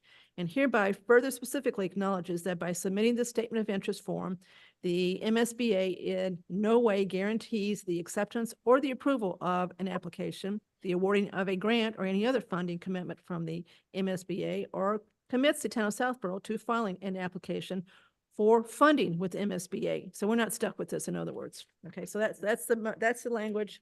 That's my motion, so we need a second, okay? Second. Mr. Hamilton?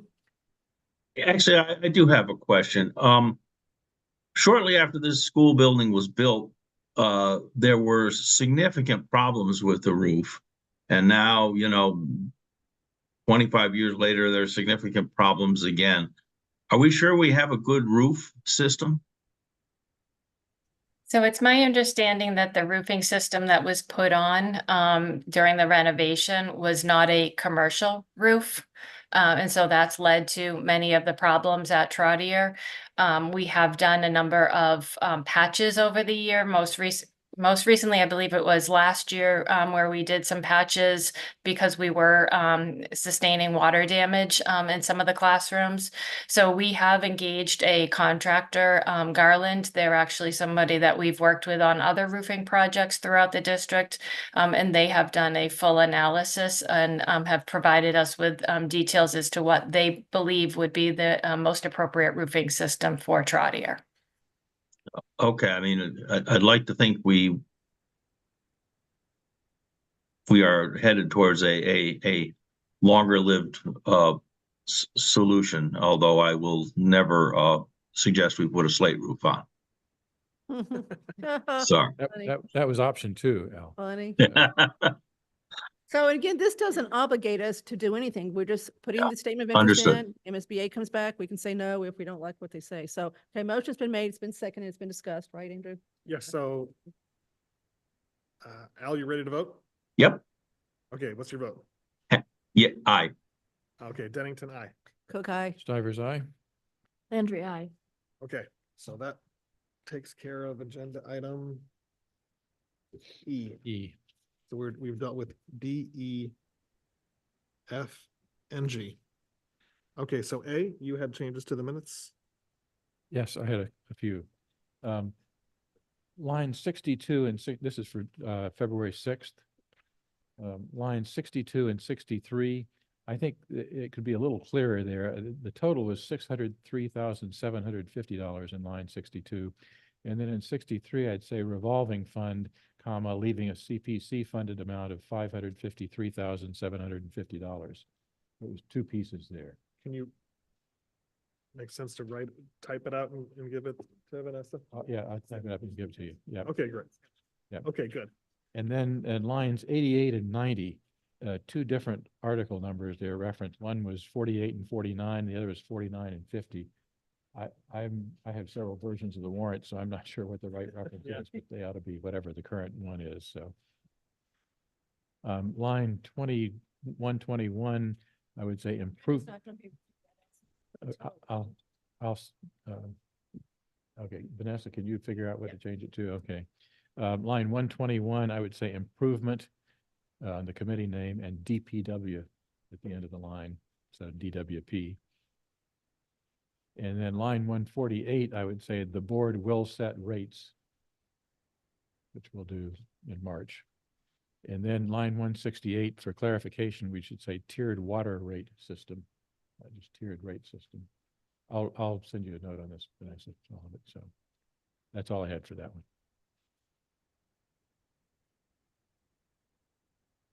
All right, then did you have some on the February 13th? Nothing on 13th for me. Okay. I move that the board approve the open session meeting minutes for February 6th and February 13 as amended. Second. All right, Mr. Hamilton, Aye. Dennington, aye. Okay. Stivers, aye. Landry, I.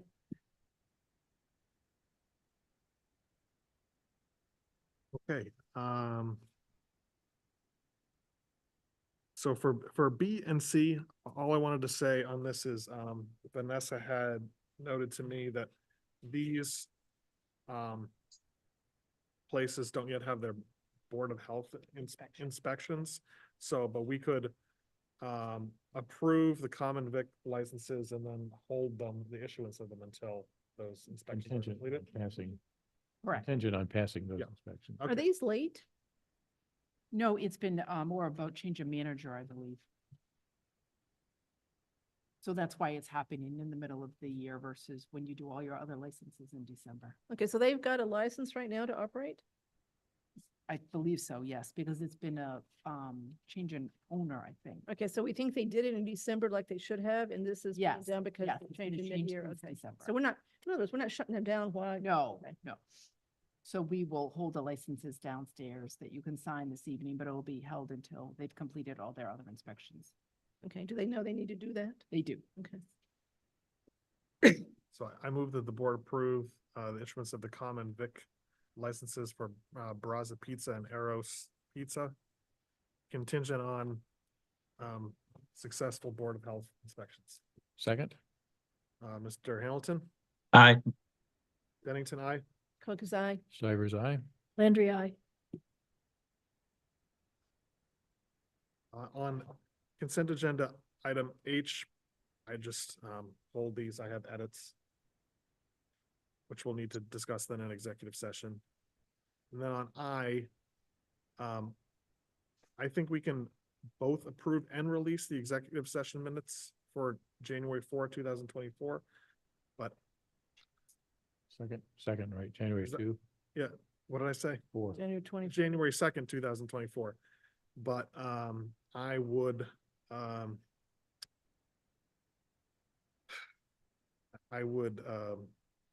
hold the executive session meeting minutes for October 26, 2023, but I'm okay to approve them.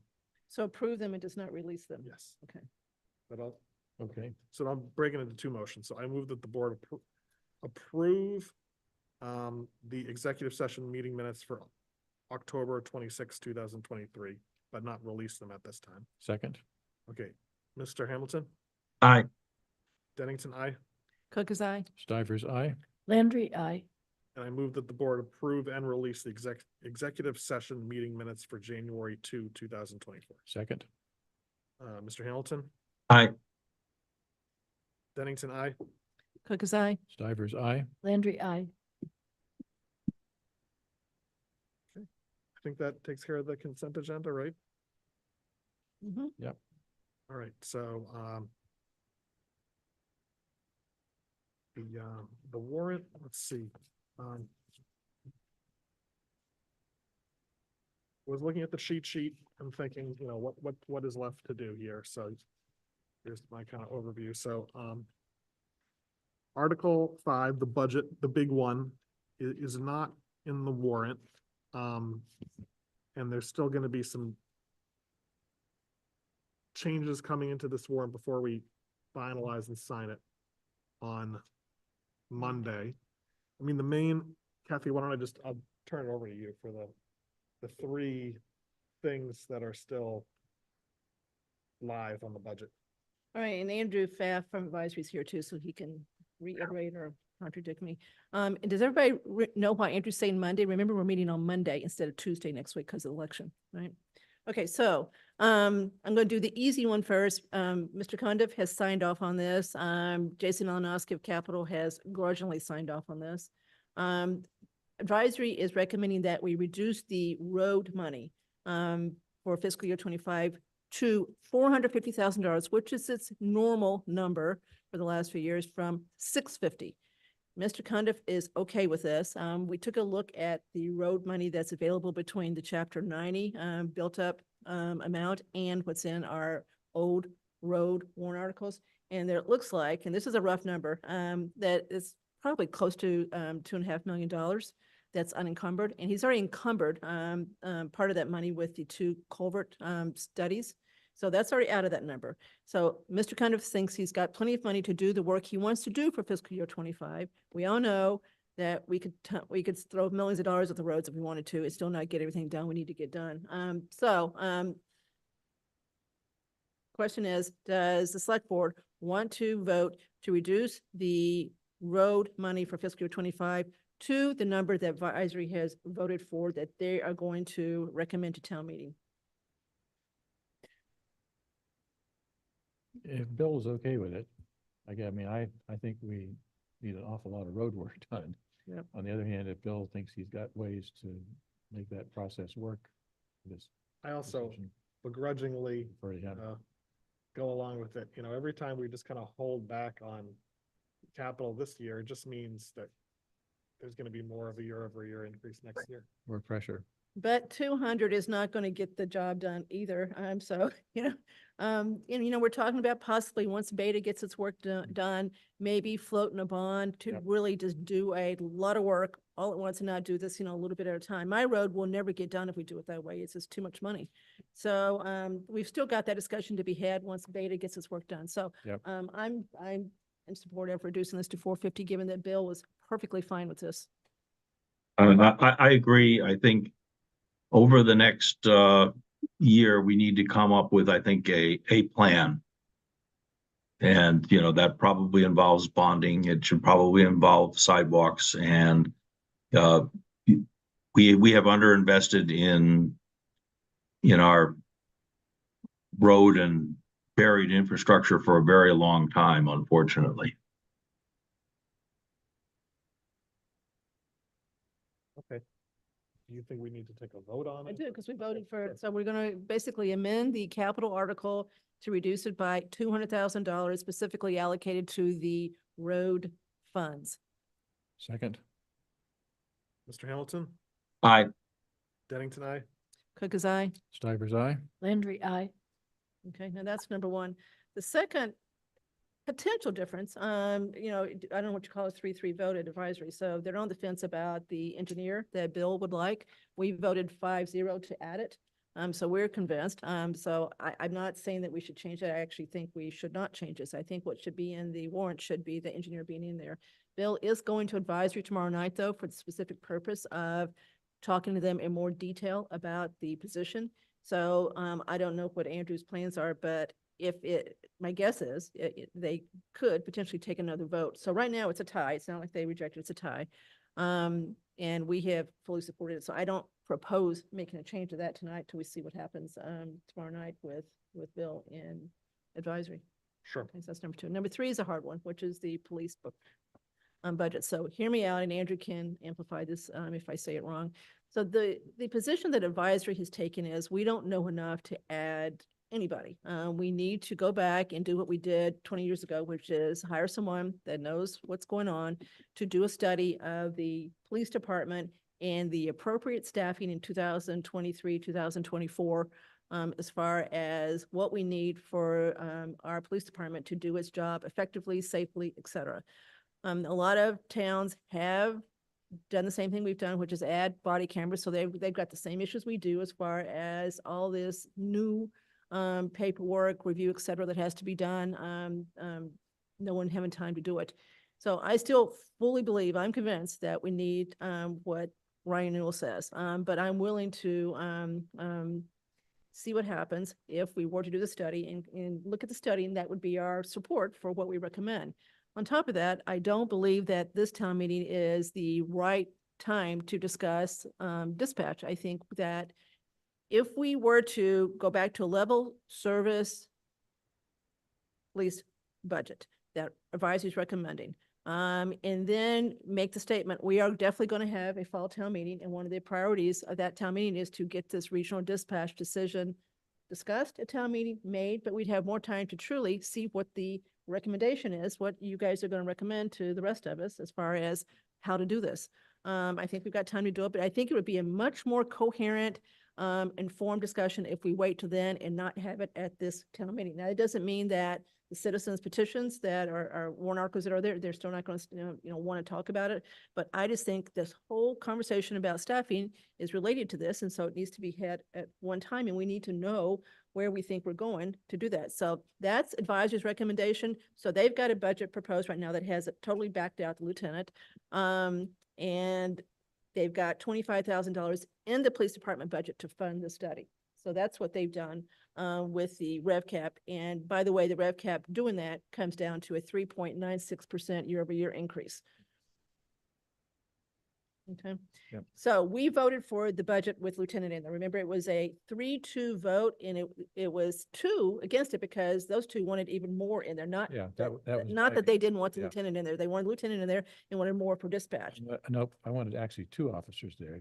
Okay, so in other words, you weren't voting against lieutenant, though. You were voting for more instead of Correct, yeah, less. Yeah, Okay. and in fact, I see dispatches related, but not so tightly tied to what Chief Newell is asking for in terms of his internal staffing. I think the lieutenant and the other position as well. So I would support 2 additional positions, and then we'll deal with dispatch later.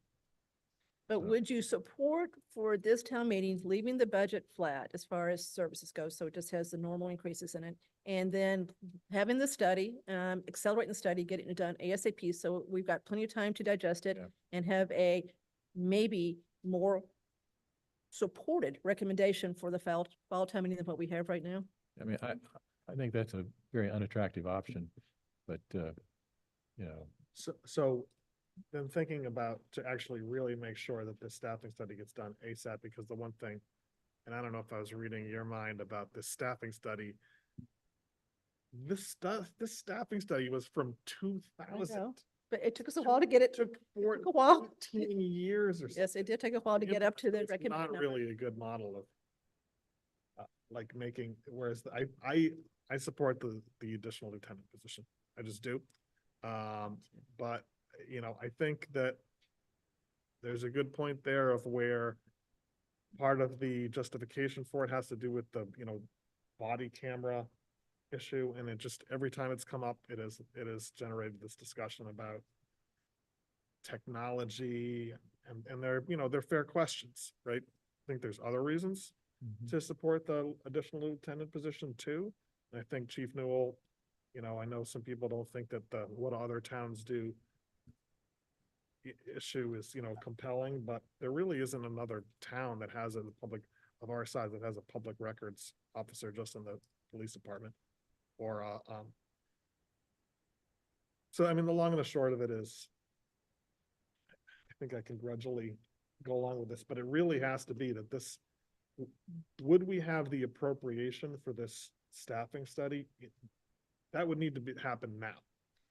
We've got money already sitting in the engineering consulting article. There's 25K in it right now, so we could do it now with that money. And then, but where one of the articles proposed adds 5,000 to that, because we're trying to get back up to 30, so we'd have to change that number to make it 30, to get it back up to 30 if we use the money right now to do it, so we don't have to wait till July 1st.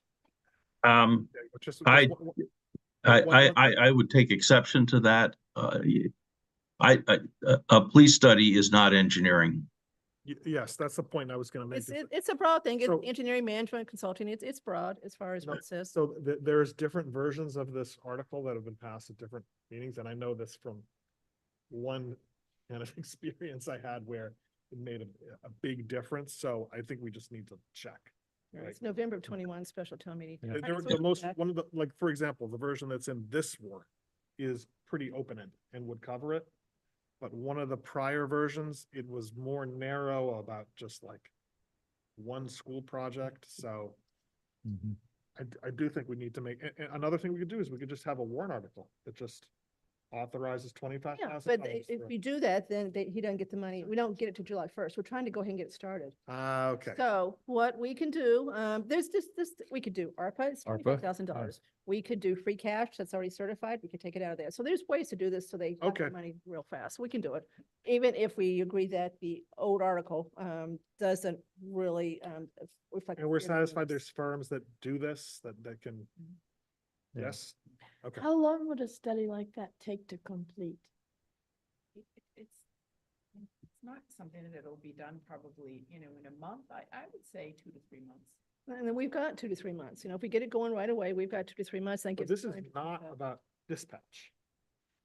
I think they should look at the whole thing and come back and say, if you're going to keep dispatch locally, this is how many you need and this is how you do it, et cetera. So talk about, just say, okay, if you're going to keep them, keep the dispatch locally, or you're not going to do it for 3 or 4 years because you're going to go the Westboro route, then, this is what you need to do to cover that need.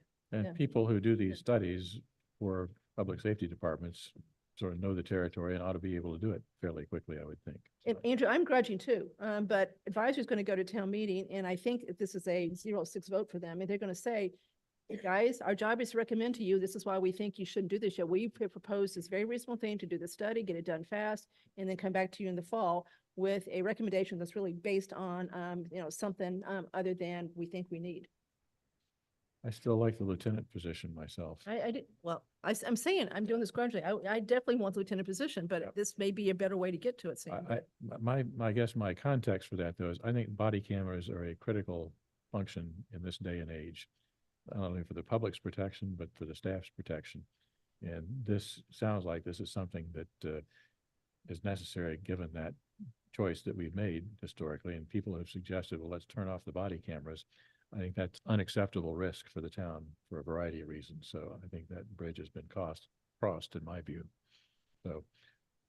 I agree. Yeah, I'm afraid that body cameras are a one-way thing. Why did you turn the body cameras off? you know, I don't want to have to answer that question. I'm struggling with the lieutenant, to be honest with you, because I haven't yet been able to quantify exactly how big a problem this is. And I have a little side project to understand what Freedom of Information Act requests actually cost us. On the dispatchers, I am in favor of adding 4. Town meeting told us they didn't want regional dispatch, and so I think town meeting has to face the cost of an effective dispatch system.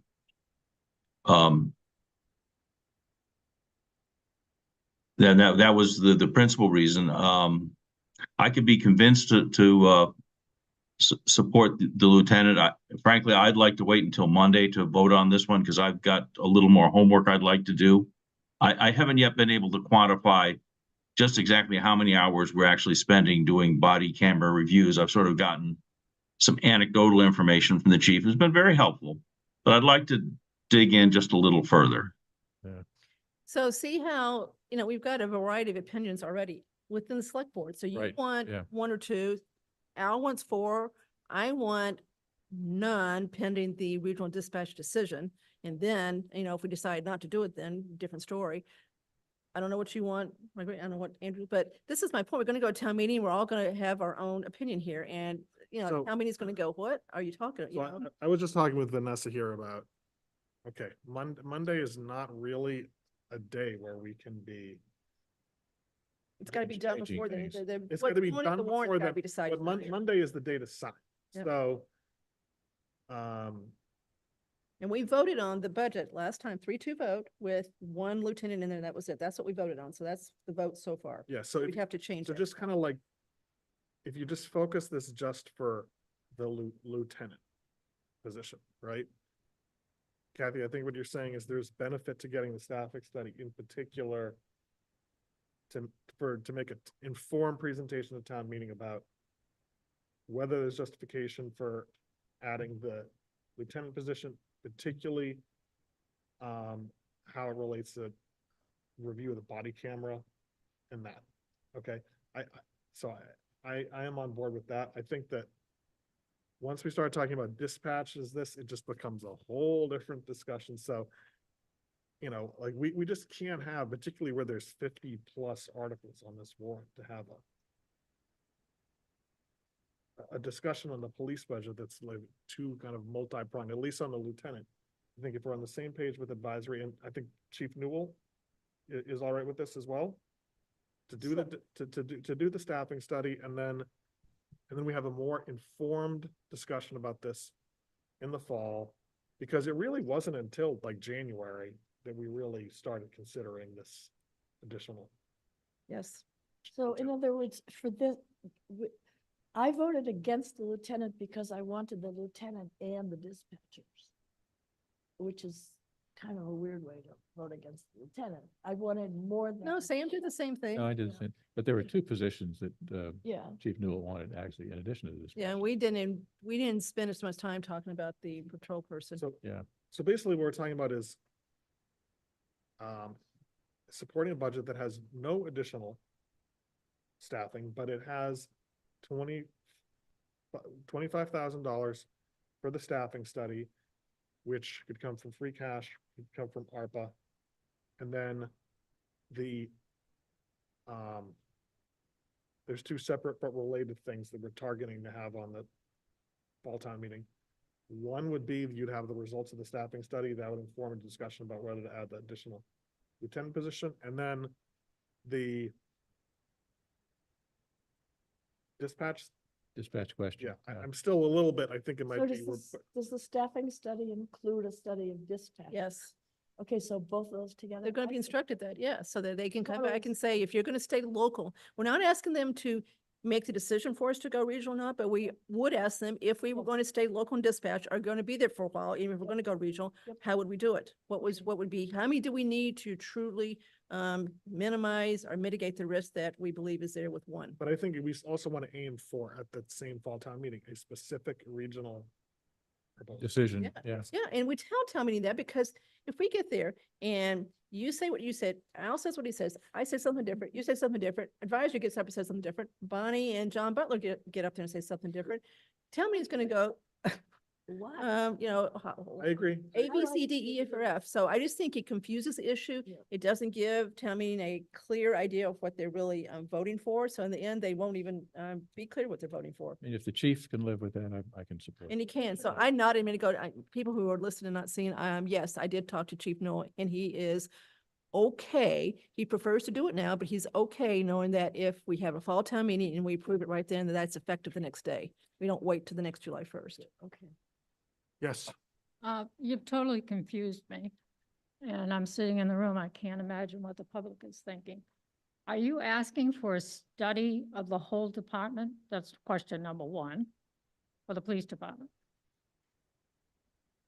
Yes. And the funds as a separate article? It's in the police department All right, budget so the right now. funds will be there to do that. So that budget could be reduced by that amount if somebody chooses. Yeah. That's why I think Andrew's idea of having a separate article makes more sense. The other thing is, I'm gonna stand up for Chief Newell right now.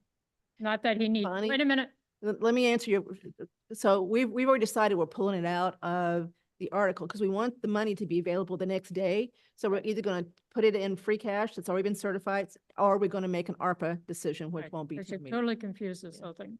I agree with Andrew. I'm gonna have to stand up for Chief Newell, not that he needs anybody to stand up for him. He's the individual that worked for over a year to get that department certified. He's also the individual that you appointed as our police chief. If anybody knows that department, it's Chief Newell.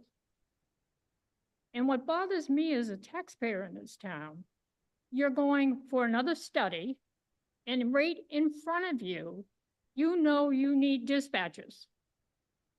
It was addressed by your board before the last election. Because the site didn't work, the issues still exist. And to say we're gonna study that when we already know that, all you have to do is read the Collins report. I've read it 7 times. Read the minutes after that meeting that they had at the police station. Read other town reports that involve Southborough. Read regionalization decisions made by Boxborough. I've read every community's reports here. There is no delay in adding new dispatches to that department. What you have done is caused confusion for this town, for your employees. Nobody's applying for jobs in other communities because there's ongoing discussion about regional dispatch. Who wants to apply for a job when it might be terminated in 6 months by a vote of a town meeting or a vote of 5 members of a board of selectmen in any community? We have an immediate need. It was stated by your professionals in this room that it needs to be addressed whether you go to regional dispatch or not. I'll have more to say at town meeting, but you're rolling the dice, and that's not fair to the dispatchers, it's not fair to the firefighters, the personnel on the police department, and it's not fair for our children in their schools. Well, I disagree with what you said, but I do think Mrs. Faniff has a point about, in my view, staffing study is something, I would look to it to inform a decision about the lieutenant position more so than the dispatcher, because that's just a broader discussion. I think it is correct that the Collins Center report went through a lot of that same, what are the appropriate staffing ratios? But I agree that we need to just streamline this, and that the way to streamline it is to, for basically the level services budget. I 100% agree with you that this is not in any way not supporting Chief Newell, because Nope. you've already discussed this with him and he's on board with, it's actually a more informed way of trying to get support for the lieutenant. What he wants, yeah. Yes. Could I ask Andrew to speak to why you've not supported the positions? Why I think Kathy explained it pretty well. I don't think advisory, I think advisory supports the positions. We just need more information to be able to support them. The other thing that might come out of the study is that it needs more than 4 dispatchers. It needs more than a lieutenant, it needs more than an officer. But it's been 20 years since we did a professional study. chief, even though he's been in the department, is still new in that role. And, this wasn't something that came up underneath Chief Paulus. This wasn't something that came up from the last the study. We added a new fifth dispatcher not too long ago, and that was supposed to solve our issue.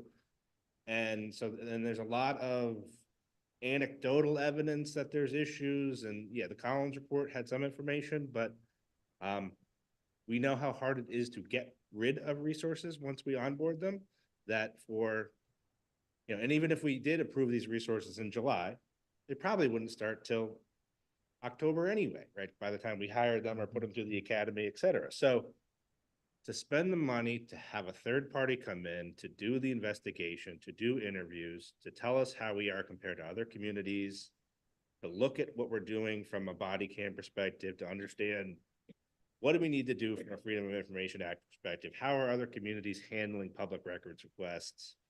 Are we equipped from a data retention perspective or any of that kind of information that I don't think we were as prepared for body cams as we should have been, to then come to a fall town meeting and have a well thought out plan that has a multi-year implementation strategy. And if at the same time we have an idea of where we are from regionalization, all the better. But at this point in time, there's not enough information to approve any of the resources as far as advisory is concerned.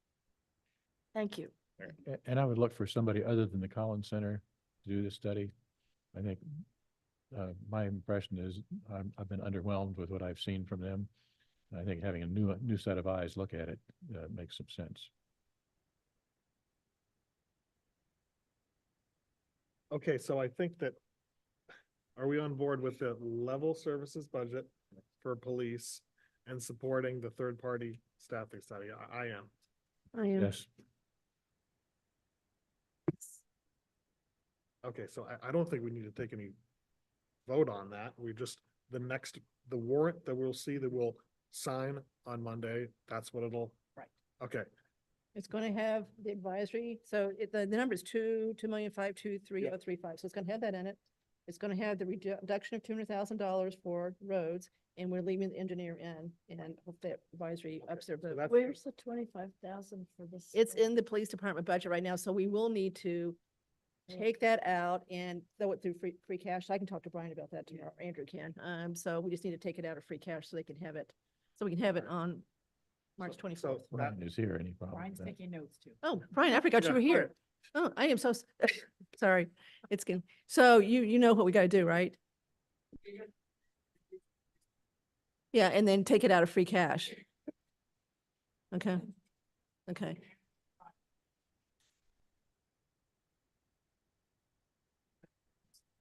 Yeah, so you put it back into the 5, make that 30, right? And that's how you get it back in, right? So do you want to talk about taking it from ARPA tonight, or you want to discuss that? I don't know. We gotta look at the ARPA. We used a lot of ARPA when we did the vote last one. So, but Brian, okay, if we Might take I it out of. suggest that this would be an excellent thing to perhaps ask one of our pilot partners to fund? We've already made the request for 3 of the 4. No, And for the fourth- study. Yeah, but the 4th one is not gonna be, we're not having that meeting until May. Hard to change that once you've had the conversation at this point, I think. I think going back for more is not. Well, all right. You don't get what you don't ask for. That's right. all right, I'm just trying to wrap up the discussion about. Okay. 5 before we then. Okay, so, what we voted on tonight is to support the advisory recommendation for the police department budget for fiscal year 25, other than we're going to take the $25,000 out and we're going to run it through free cash, previously certified free cash, so that it's available the next day. I think we actually have to vote on that, but We are, that was the motion, so. Second. That was my Second motion. that. Okay. Okay, all those in favor, Mr. Hamilton? no. Dennington, aye. Cook is aye. Stivers, aye. Landry, aye.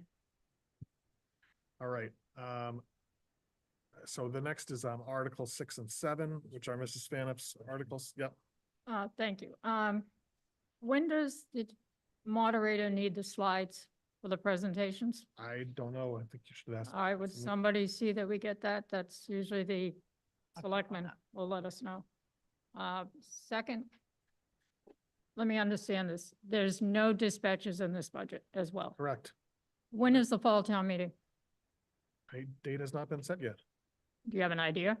October-ish? Well, we can't go much less in the middle of October because Paul needs to set the tax rate. So Yeah. call it, between September 15th and October 15th. So 6 months from now, we're gonna find out what we need that we already need as far as dispatches.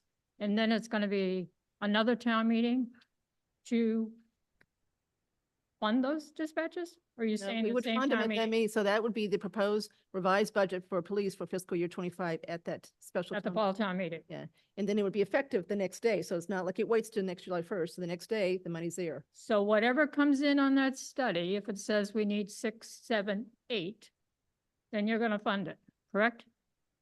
Not necessarily. Well, that's the purpose of a study. It Right. gives you It- guidance, It informs us, but it doesn't make a decision for us. right? So that's why I'm saying you should be making that decision tonight. Okay, so then this is a good segue to Articles 6 and 7, which are Mrs. Phantom's articles that this is funding for the 4 additional dispatchers. The natural consequence of the vote that we just took on this last one is that we would vote no on these other 6 and 7, correct? Correct. Okay, so I move that the board support at town meeting Articles 6 and 7. Second, Okay, Hamilton, Aye. Dennington, no. Cook is no. Stivers, no. Landry abstained. Okay, so 1, 3, 1. Okay. And I would like the board's view on then Article 56, which is the citizens petition that basically says, expresses a sentiment of town meeting that town meeting should have be consulted about, before entering into any IMA for a rec. Should we move it up so that it's grouped with these others? And just my own view on this, I would propose that we just wait until at town meeting on this, because it's kind of frustrating to me, because I think at one of our last meetings, we basically have agreed with a lot of the substance of that. Yeah. right? Yep. So, This is number 7 we're talking about? yeah. We're talking about, it's Article 50. Oh, Six. okay, so I'm on the wrong one. Okay, Sorry. So the issue is, That's would it Stephen be, Butler. would it be more efficient, the town meeting, to move 56 up so that it's after Article 7, okay? Mhm. So that you would have in one focused discussion, Yep. staffing? Definitely. Okay, Yeah, I think that's fine. all right. So should we take a vote on it? Yep. Okay, I move that we move up Article 56, so that it's immediately after Article 7 on the warrant. Second, All those, Mr. Hamilton, Aye. Dennington, aye. Cook is aye. Stivers, aye. Landry, I. And Andrew, you're suggesting we take a position on that one. Yeah, Um, I would suggest town meeting because, okay, a no vote kind of inappropriately suggests that we don't agree with some of the requests. But I think a yes vote is, there's some parts of the language there which I don't like at all. So I just say we will listen to town meeting and then take a vote on it. But basically, what we had discussed, and I think had a consensus around, was pretty much the same thing that, Yeah, we're willing to listen. yeah, exactly. Yeah. I think, I agree with, taking this at town meeting. I do believe we should ask the proponents to come in and talk to us as we have on the others. Sometime Okay, so between I now know and town I've meeting. talked to Mr. Butler about this, and Mrs. Phantom's here right now, so. I mean, I understand it's advisory, but on the other hand, I think it's favorable to the Board of Selectmen to hear the concerns again. And if you're gonna have a fall town meeting, I would think you'd want the support of the community, because they're also gonna be supporting dispatches and possibly other increases in some of these budgets, so it's worth listening and maybe hearing and not delaying and bringing an article before town meeting as Foxborough did as a courtesy. We know you don't have to. Yeah. It's a courtesy. It's not anything more than that to tell us what you're doing, what's in it, and get a sentiment from the community.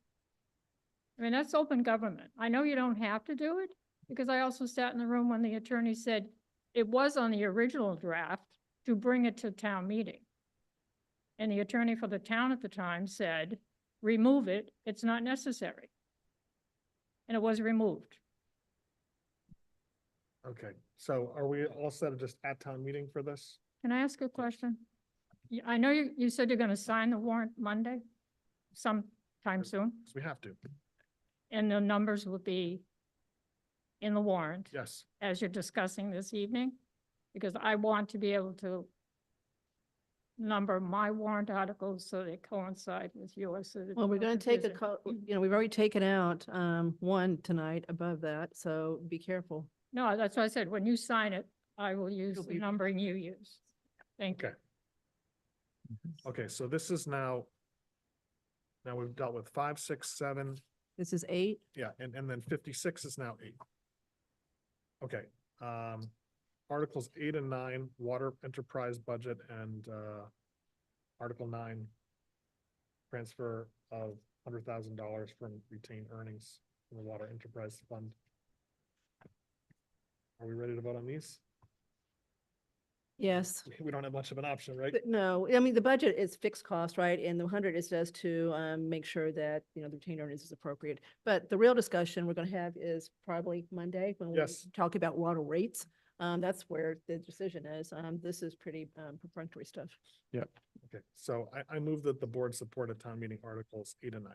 Second, Mr. Hamilton? Aye. Dennington, aye. Cook is aye. Stivers, aye. Landry, I. And then Articles 10 and 12 is the capital budget.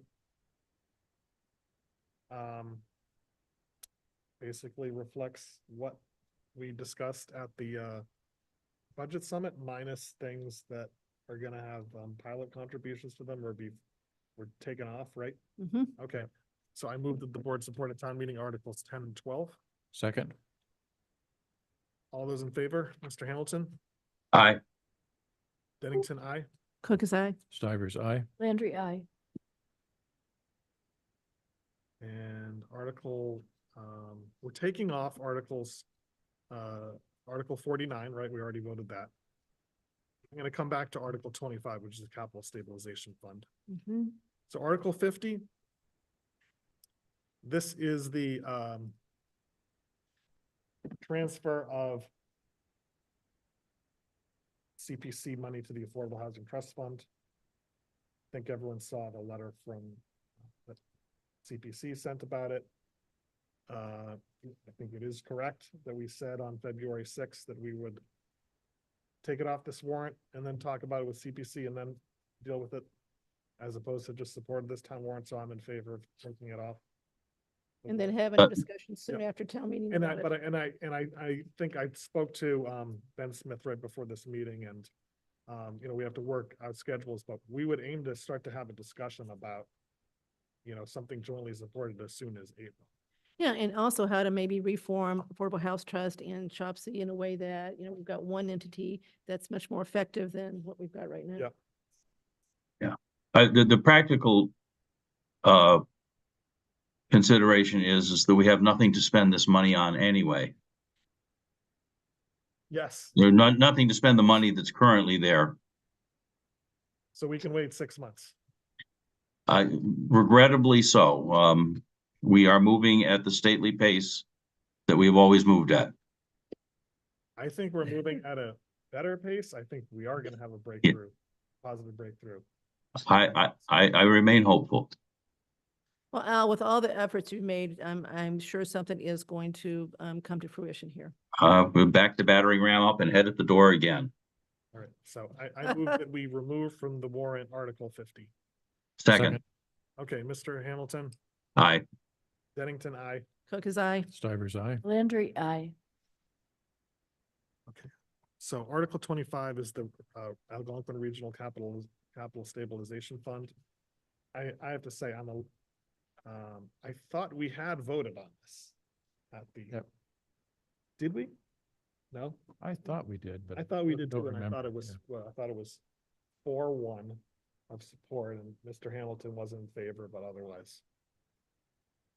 Okay, I'm not in my head, no, as if I'm positive. I am fairly confident we didn't vote on it. We voted on Assabet, we voted on K through 8, special ed, but I'm pretty sure we didn't vote on this one. Okay. So I move that the board support a town meeting Article 25. Second, All right, Mr. Hamilton, No, Dennington, aye. Cook is no. Stivers, no. This is for at town meeting? No, this is a yes or no. Do Oh, you this is a support? yes or no? Yes, aye. Okay, so it 2-3. fails. It didn't pass. Okay. Didn't pass. So advisory is against it 0-6, so So we're it's just- probably not gonna pass, but it's up to town meeting. Well, you never know. If it's You never know? School crowd there. Yep. Okay, Article 41, so what's remaining, Article 39, MBTA communities, there's no way we could Right. vote on that tonight. Article 41, ZBA expiration of special permits, looks like advisory voted on it. I think we could vote on it, right? Yep. Any questions about that? Nope. So I move the select board support a town meeting Article 41. Second, Mr. Hamilton, aye. Dennington, aye. Cook is aye. Stivers, aye. Landry, aye.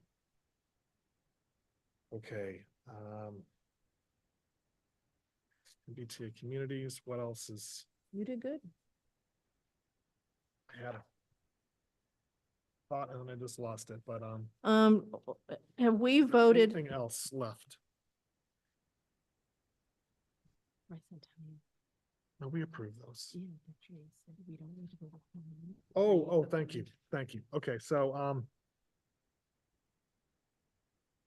Brian also, I think, came to this conclusion that it's not necessary to have a town meeting article to establish this fund to receive contributions for the tricentennial. So we can take this off the town meeting and that's one last Good. thing. But I think there still would be an article requesting an appropriation of 30,000, and that would be an opportunity for the tricentennial committee to publicize the tricentennial. So we get rid of 46 and keep 47, Yes, or whatever the new number is going to be. Okay. so I move that we remove from the warrant Article 46, which is establishing the tricentennial fund. Second, All those in favor? Hamilton, aye. Dennington, aye. Cook is aye. Stivers, aye. Landry, aye. Okay, now I remembered the other thought I had. On the CPC articles. Ben Smith sent an email Monday afternoon with the version of the final voted CPC articles that were voted on Saturday. They have not caught up to the draft, which is in here. He told me that there's just there's one thing that's not changed in there, which is town council had advised that it's not appropriate to have as part of the language of these articles, calling for a memorandum of understanding between the CPC and like the golf course committee or whoever is getting the money about how the money is going to be spent. And while that may be true, we have done it in the past and it's more of kind of not like a legally enforceable contract that's going to end up in court, but it's more just a guidelines of how they want to see the money spent, right? So, so although town council thinks the language shouldn't be in there, CPC voted articles still have that language, all right? We still support the CPC projects. And the only differences that we can expect between the version which is in here and then the final versions are, if I'm gonna get this right. So for the golf course committee, the vote they took on Saturday that some aspect of the irrigation complies with a, International Sure. Audubon. yes, international Requirement, Audubon yeah. standard. Okay. Yep. And the second was, there was a bond payment instead of it being like 6,100, it's 61,000. So it's just making it accurate, all right? Mhm. So for that reason, I mean, we already voted to support them, so the final printed warrant is gonna have, and Vanessa, you can make sure that the version on Monday has the correct language. Yes. Yeah. Okay, yeah. But are they going to take out the MOU requirement? They're not gonna take out they voted, they don't want to take out. Even though Jay told them it was not appropriate to bargain with yourself? You know, it's an instance of where I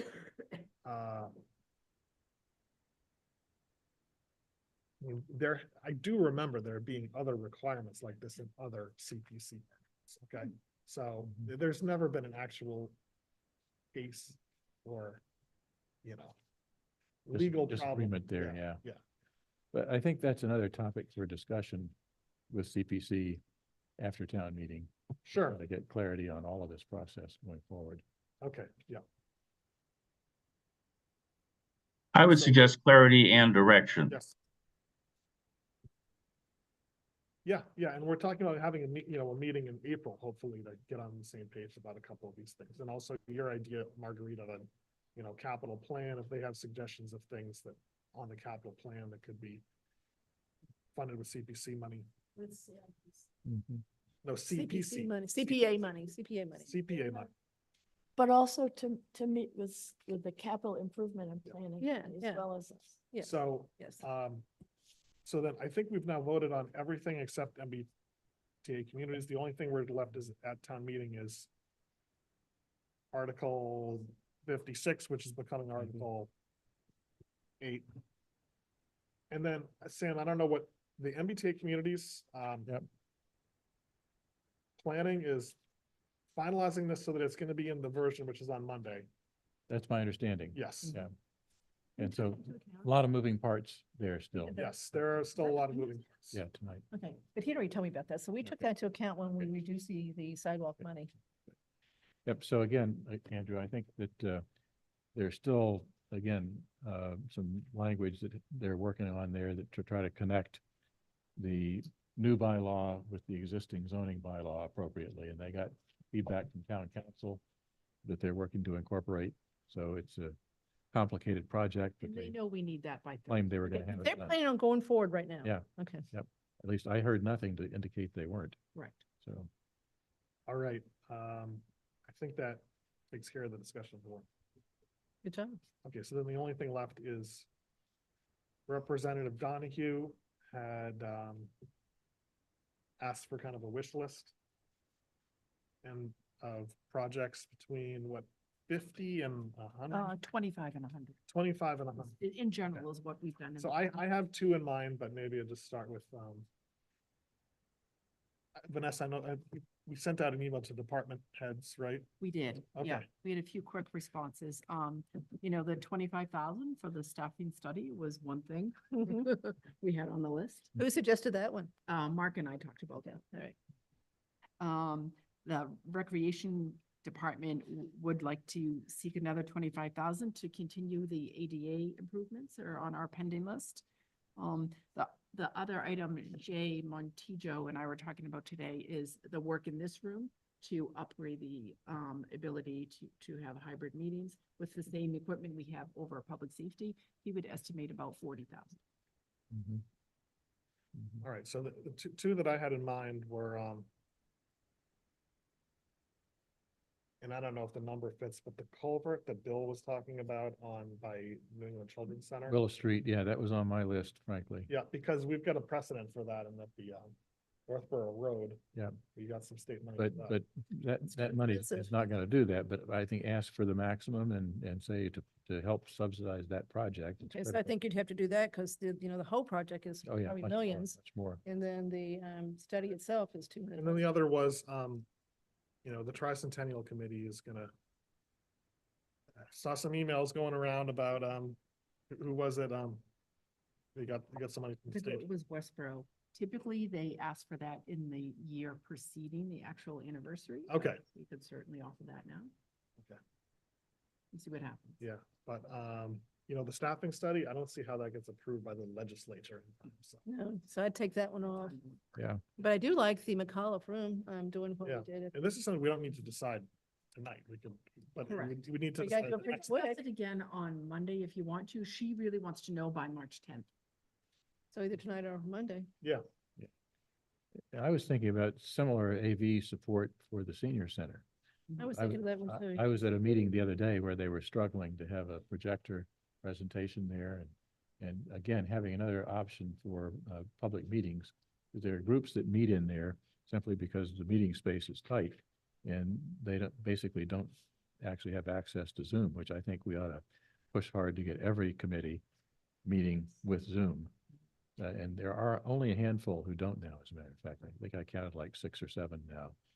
And public safety only holds 49 people legally. Well, the senior center doesn't hold that many more, I don't, Yep. does it? It's We couldn't. not too many, yeah. So anyway, having another meeting space, public meeting space, I think is pretty critical. So that one and the culvert thing were the two on my list. But now, are these, Vanessa, things that we're actually likely to get, or is this another one of those things? It's really a wish list at this point. It's so early in the state budget process, but it is something, she really wants to get local input on. But in the past, we've been asked for these and they come out as part of the budget, but it never gets funded. Correct. So is this the same risk for these as well? A few last year, We right? got a couple of these. Lots yeah. of DA money, I think, last year. Yeah. some fire. police No or fire guarantee. equipment? We got some? We got something. Yeah. So remember too, the state revenue is down this year already, right? And of course, it's gonna be down more when they realize the millionaire's tax didn't work. That'll be next October. So my guess is the state is going to end up with some problems that they don't really know about right now. So, I would think this is a wish list. Yep. But point, we got it, if you don't ask, you're not gonna get it. So let's Those do it. Those are good projects. So- Okay, but you want to. Read anything for you? Vote on it tonight or vote on it Monday? You ready to vote tonight? Yeah, Okay, what, Mr. Paff has a suggestion. yes, I suggest adding flag school renovation. We did that last year to the There's One One Stop Stop. grant yeah. and got turned down on that. How much is that? That's bigger money than It was here, 200, 250 to do what she recommended on the outside, and that's not to get it ready on the inside. which is above this limit here, but hey, put on the list, see, maybe Right. she has some pull there. So we do. We want, we would give Representative Donahue a list or just one thing? No, we would give her a list. Oh. And then she can. Okay. And whatever she thinks she can All find. right, or that get makes sense. Okay, support so from we Yeah. do flag, we do audiovisual here and senior center, Center. and we Culvert. do the culvert. Is that it? Oh, and ADA for rec. Sounds good. I think Al might. Al, did you Yeah. have something? Nope. All right, you think we need to take a vote on it, or I think we're okay? Yeah, I think so. I think that's it for the items on the agenda, right? So too. Okay, any other public comment? No hands up in the audience, but Mr. Litt is here. So before we do anything, I just wanted to say, Andrew, good job for doing the meeting tonight. Given, you lost your father on Sunday, so I'm sorry. I know we're all sorry, but, good job for being able to do what you did tonight. Yeah, thank you. Tim Withenfeld. I just wanted to remind you about the suggestion that you add a one-sentence article to delete Article 2 of Chapter 6 of the Town Code, which is the defunct Consumer Advisory Commission. If not now, at least sometime. Let's definitely try to do that in the fall. Advisory's already done their voting. They got a lot to do tomorrow night, so let's do it. I mean, there's no reason not to do this, I don't think. We get rid of a committee. Wasn't there another one too on that list? No, That Not- was the one that you not- said had Not- been used not since like. Solid Waste 70. Disposal Committee is still out there? that we're getting rid of that one as With part of the Public Works, okay. Advisory Committee article. Okay. All right, and then Mrs. Luttrell?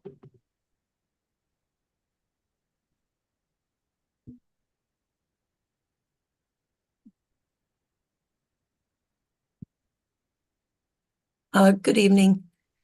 Just quickly, I saw on your list of warrant articles that you have the MBTA community listed as a 2/3 vote, and we've been informed that it's just a majority vote.